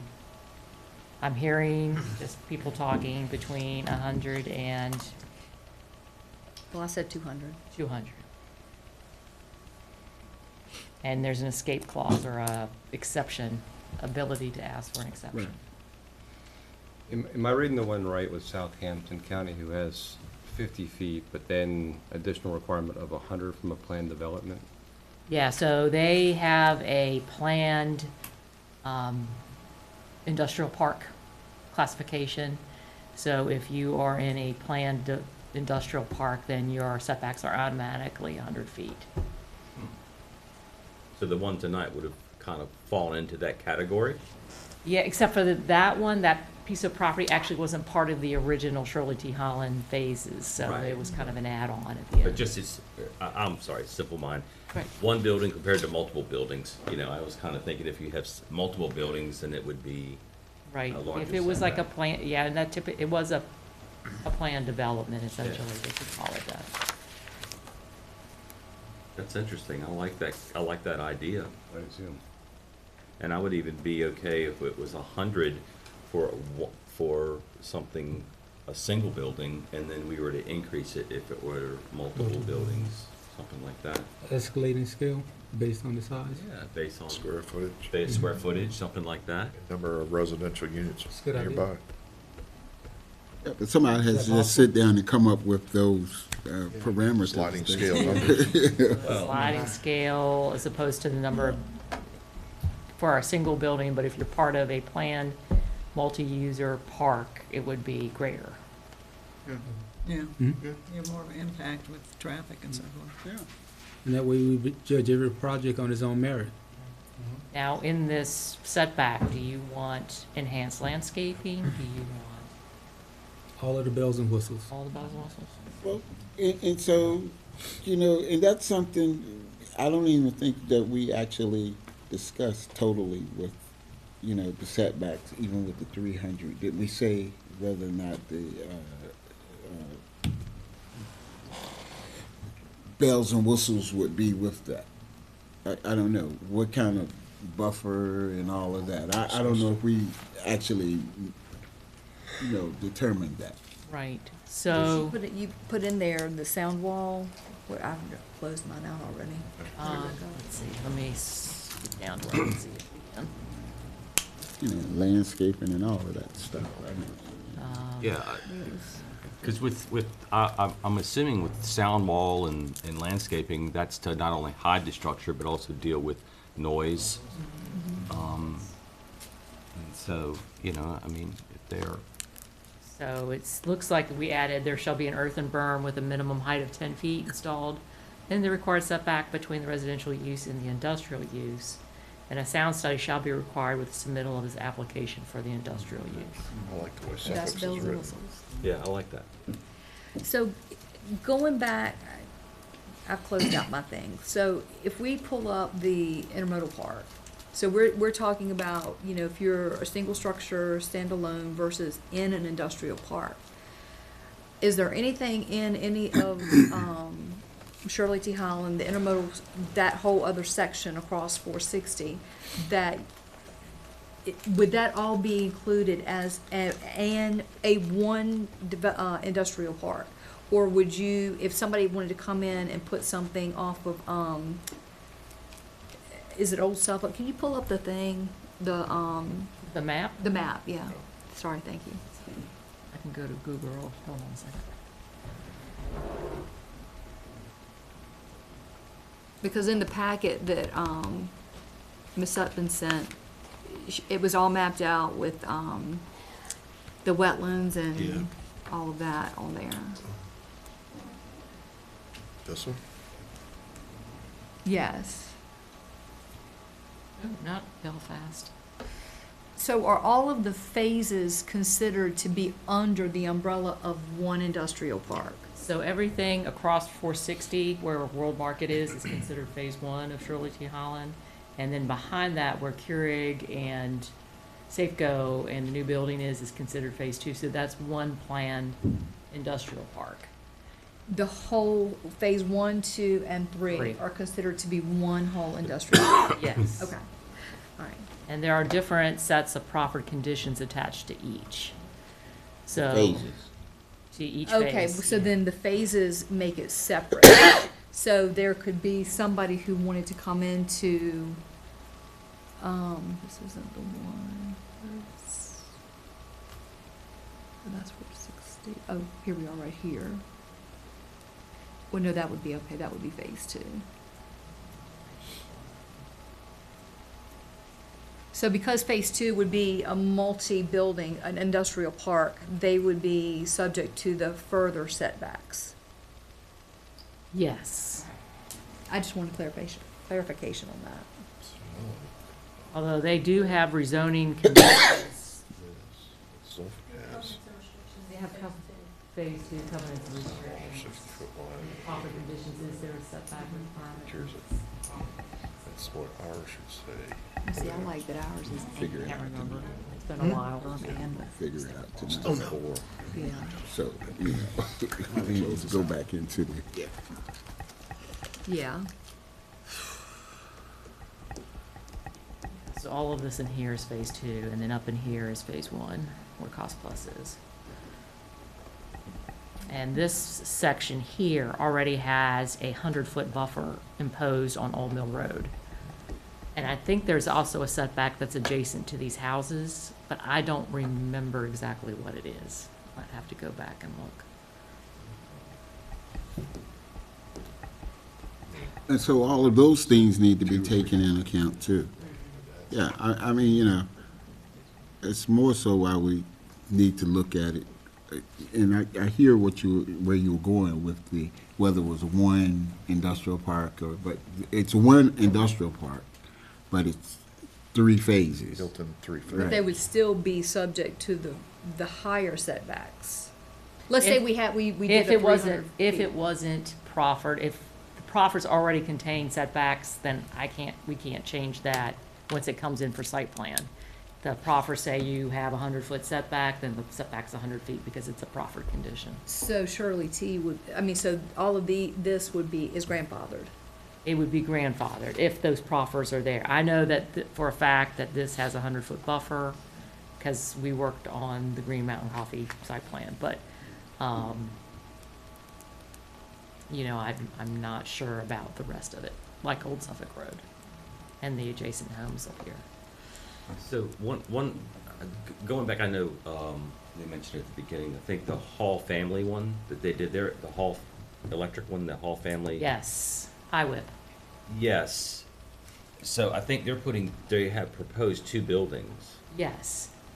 So under the new, they would not be able to do that because the setbacks would be exceeding 100 foot or whatever we decide tonight. So I wonder if it should be more on square footage than buildings. Just for lot square footage or building square Building footage? square footage. I mean, if somebody puts 2 buildings in there, but each building only has, well, I don't know what their building square footage is over there. Yeah. Let's just use 10,000. 2 buildings of 10,000, that's much smaller than what we saw tonight with, you know. So I don't know, I'm just proposing the question, if we have an area that is designated, and there's a piece of land, and then are we limiting that somebody can even do anything with it in certain areas? That's the danger. You know, we have land, and if we restrict it too much, we may not be able to ever do anything with it. Of course, we're talking about setbacks from residential, right? Yeah. Correct. That, it would apply to that Yeah, so property, I would, correct. yeah. Yeah, that's good with I would, yeah. But, because we're talking about industrial Yes, setbacks. yeah, Right. yeah, not commercial. We're talking only when they touch residential's Yeah, nearby. not Yeah. commercial. Yeah. Okay, I apologize. So, but, you know, we need to keep that in mind, that, you know, we could just render ourselves, you know, you just got this extra land out there. And They can always come and nothing. ask for Right. the extension. Yes, correct. I mean, just like, you know, this parcel has been zoned for mixed use, but it's been advertised as planned industrial. And so what did they do? They came to us for a waiver. You know, I know y'all love each other, but it's 9:38. Yes, I am. I just wanted to add one quick comment with the exception discussion. As I understand it, that's a Board of Zoning Appeals. No. So No? if we put it in the zoning ordinance and give that authority to planning commission and board, then it's Okay, be enough variance. okay. But still, if I'm talking to a company or a developer that wants to come in and they like our Phase 2 40-acre parcel, and I tell them the first thing they have to do if they don't like the 100, 200, 300-foot setback is ask for an exception, that's their first barrier to development of our property. So that's kind of the things that I think about. That's why I get paid the big bucks. You got it. Okay. All right. Amy has sat down for whatever reason, and we were on the planning director's report, and so evidently the report is done. I was just listening to the discussion. All right. So I'll take another shot at it and bring it back to you. For next month. And that's all from me. That's it for you? Yes. Okay. We're gonna do one thing before we close tonight. The attorney that's sitting in, and she's sitting with us before, can you do us a favor? Yeah. Please tell us what your name is again. Roberta. It's Roberta. Mandy Rogers. Mandy Rogers. Yes. Right. I actually am born and raised in Isle of Wight County. Yes, she is. I She's a went Windsor to girl. Windsor Elementary School, Windsor High School. My kids, I met my husband at Windsor High School. We rode the school bus together. I lived on Old Suffolk Road. Shame on you. I currently live on Joiner's Bridge, so I don't know which one of you that is John's in. Ridge Road. I don't know whose section. That's probably your section, isn't it, Jennifer?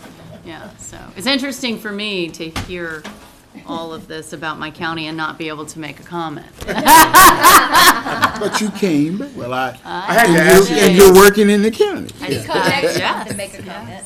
What was that? You can come next month. I can come next month when I'm not subbing. All right, we're gonna close, and everybody, I want you to shed a tear for Miss Taylor as we Oh, go. yeah. Yeah, thank you. Taylor, bless you. Is there a motion for adjournment? Move for adjournment. All right.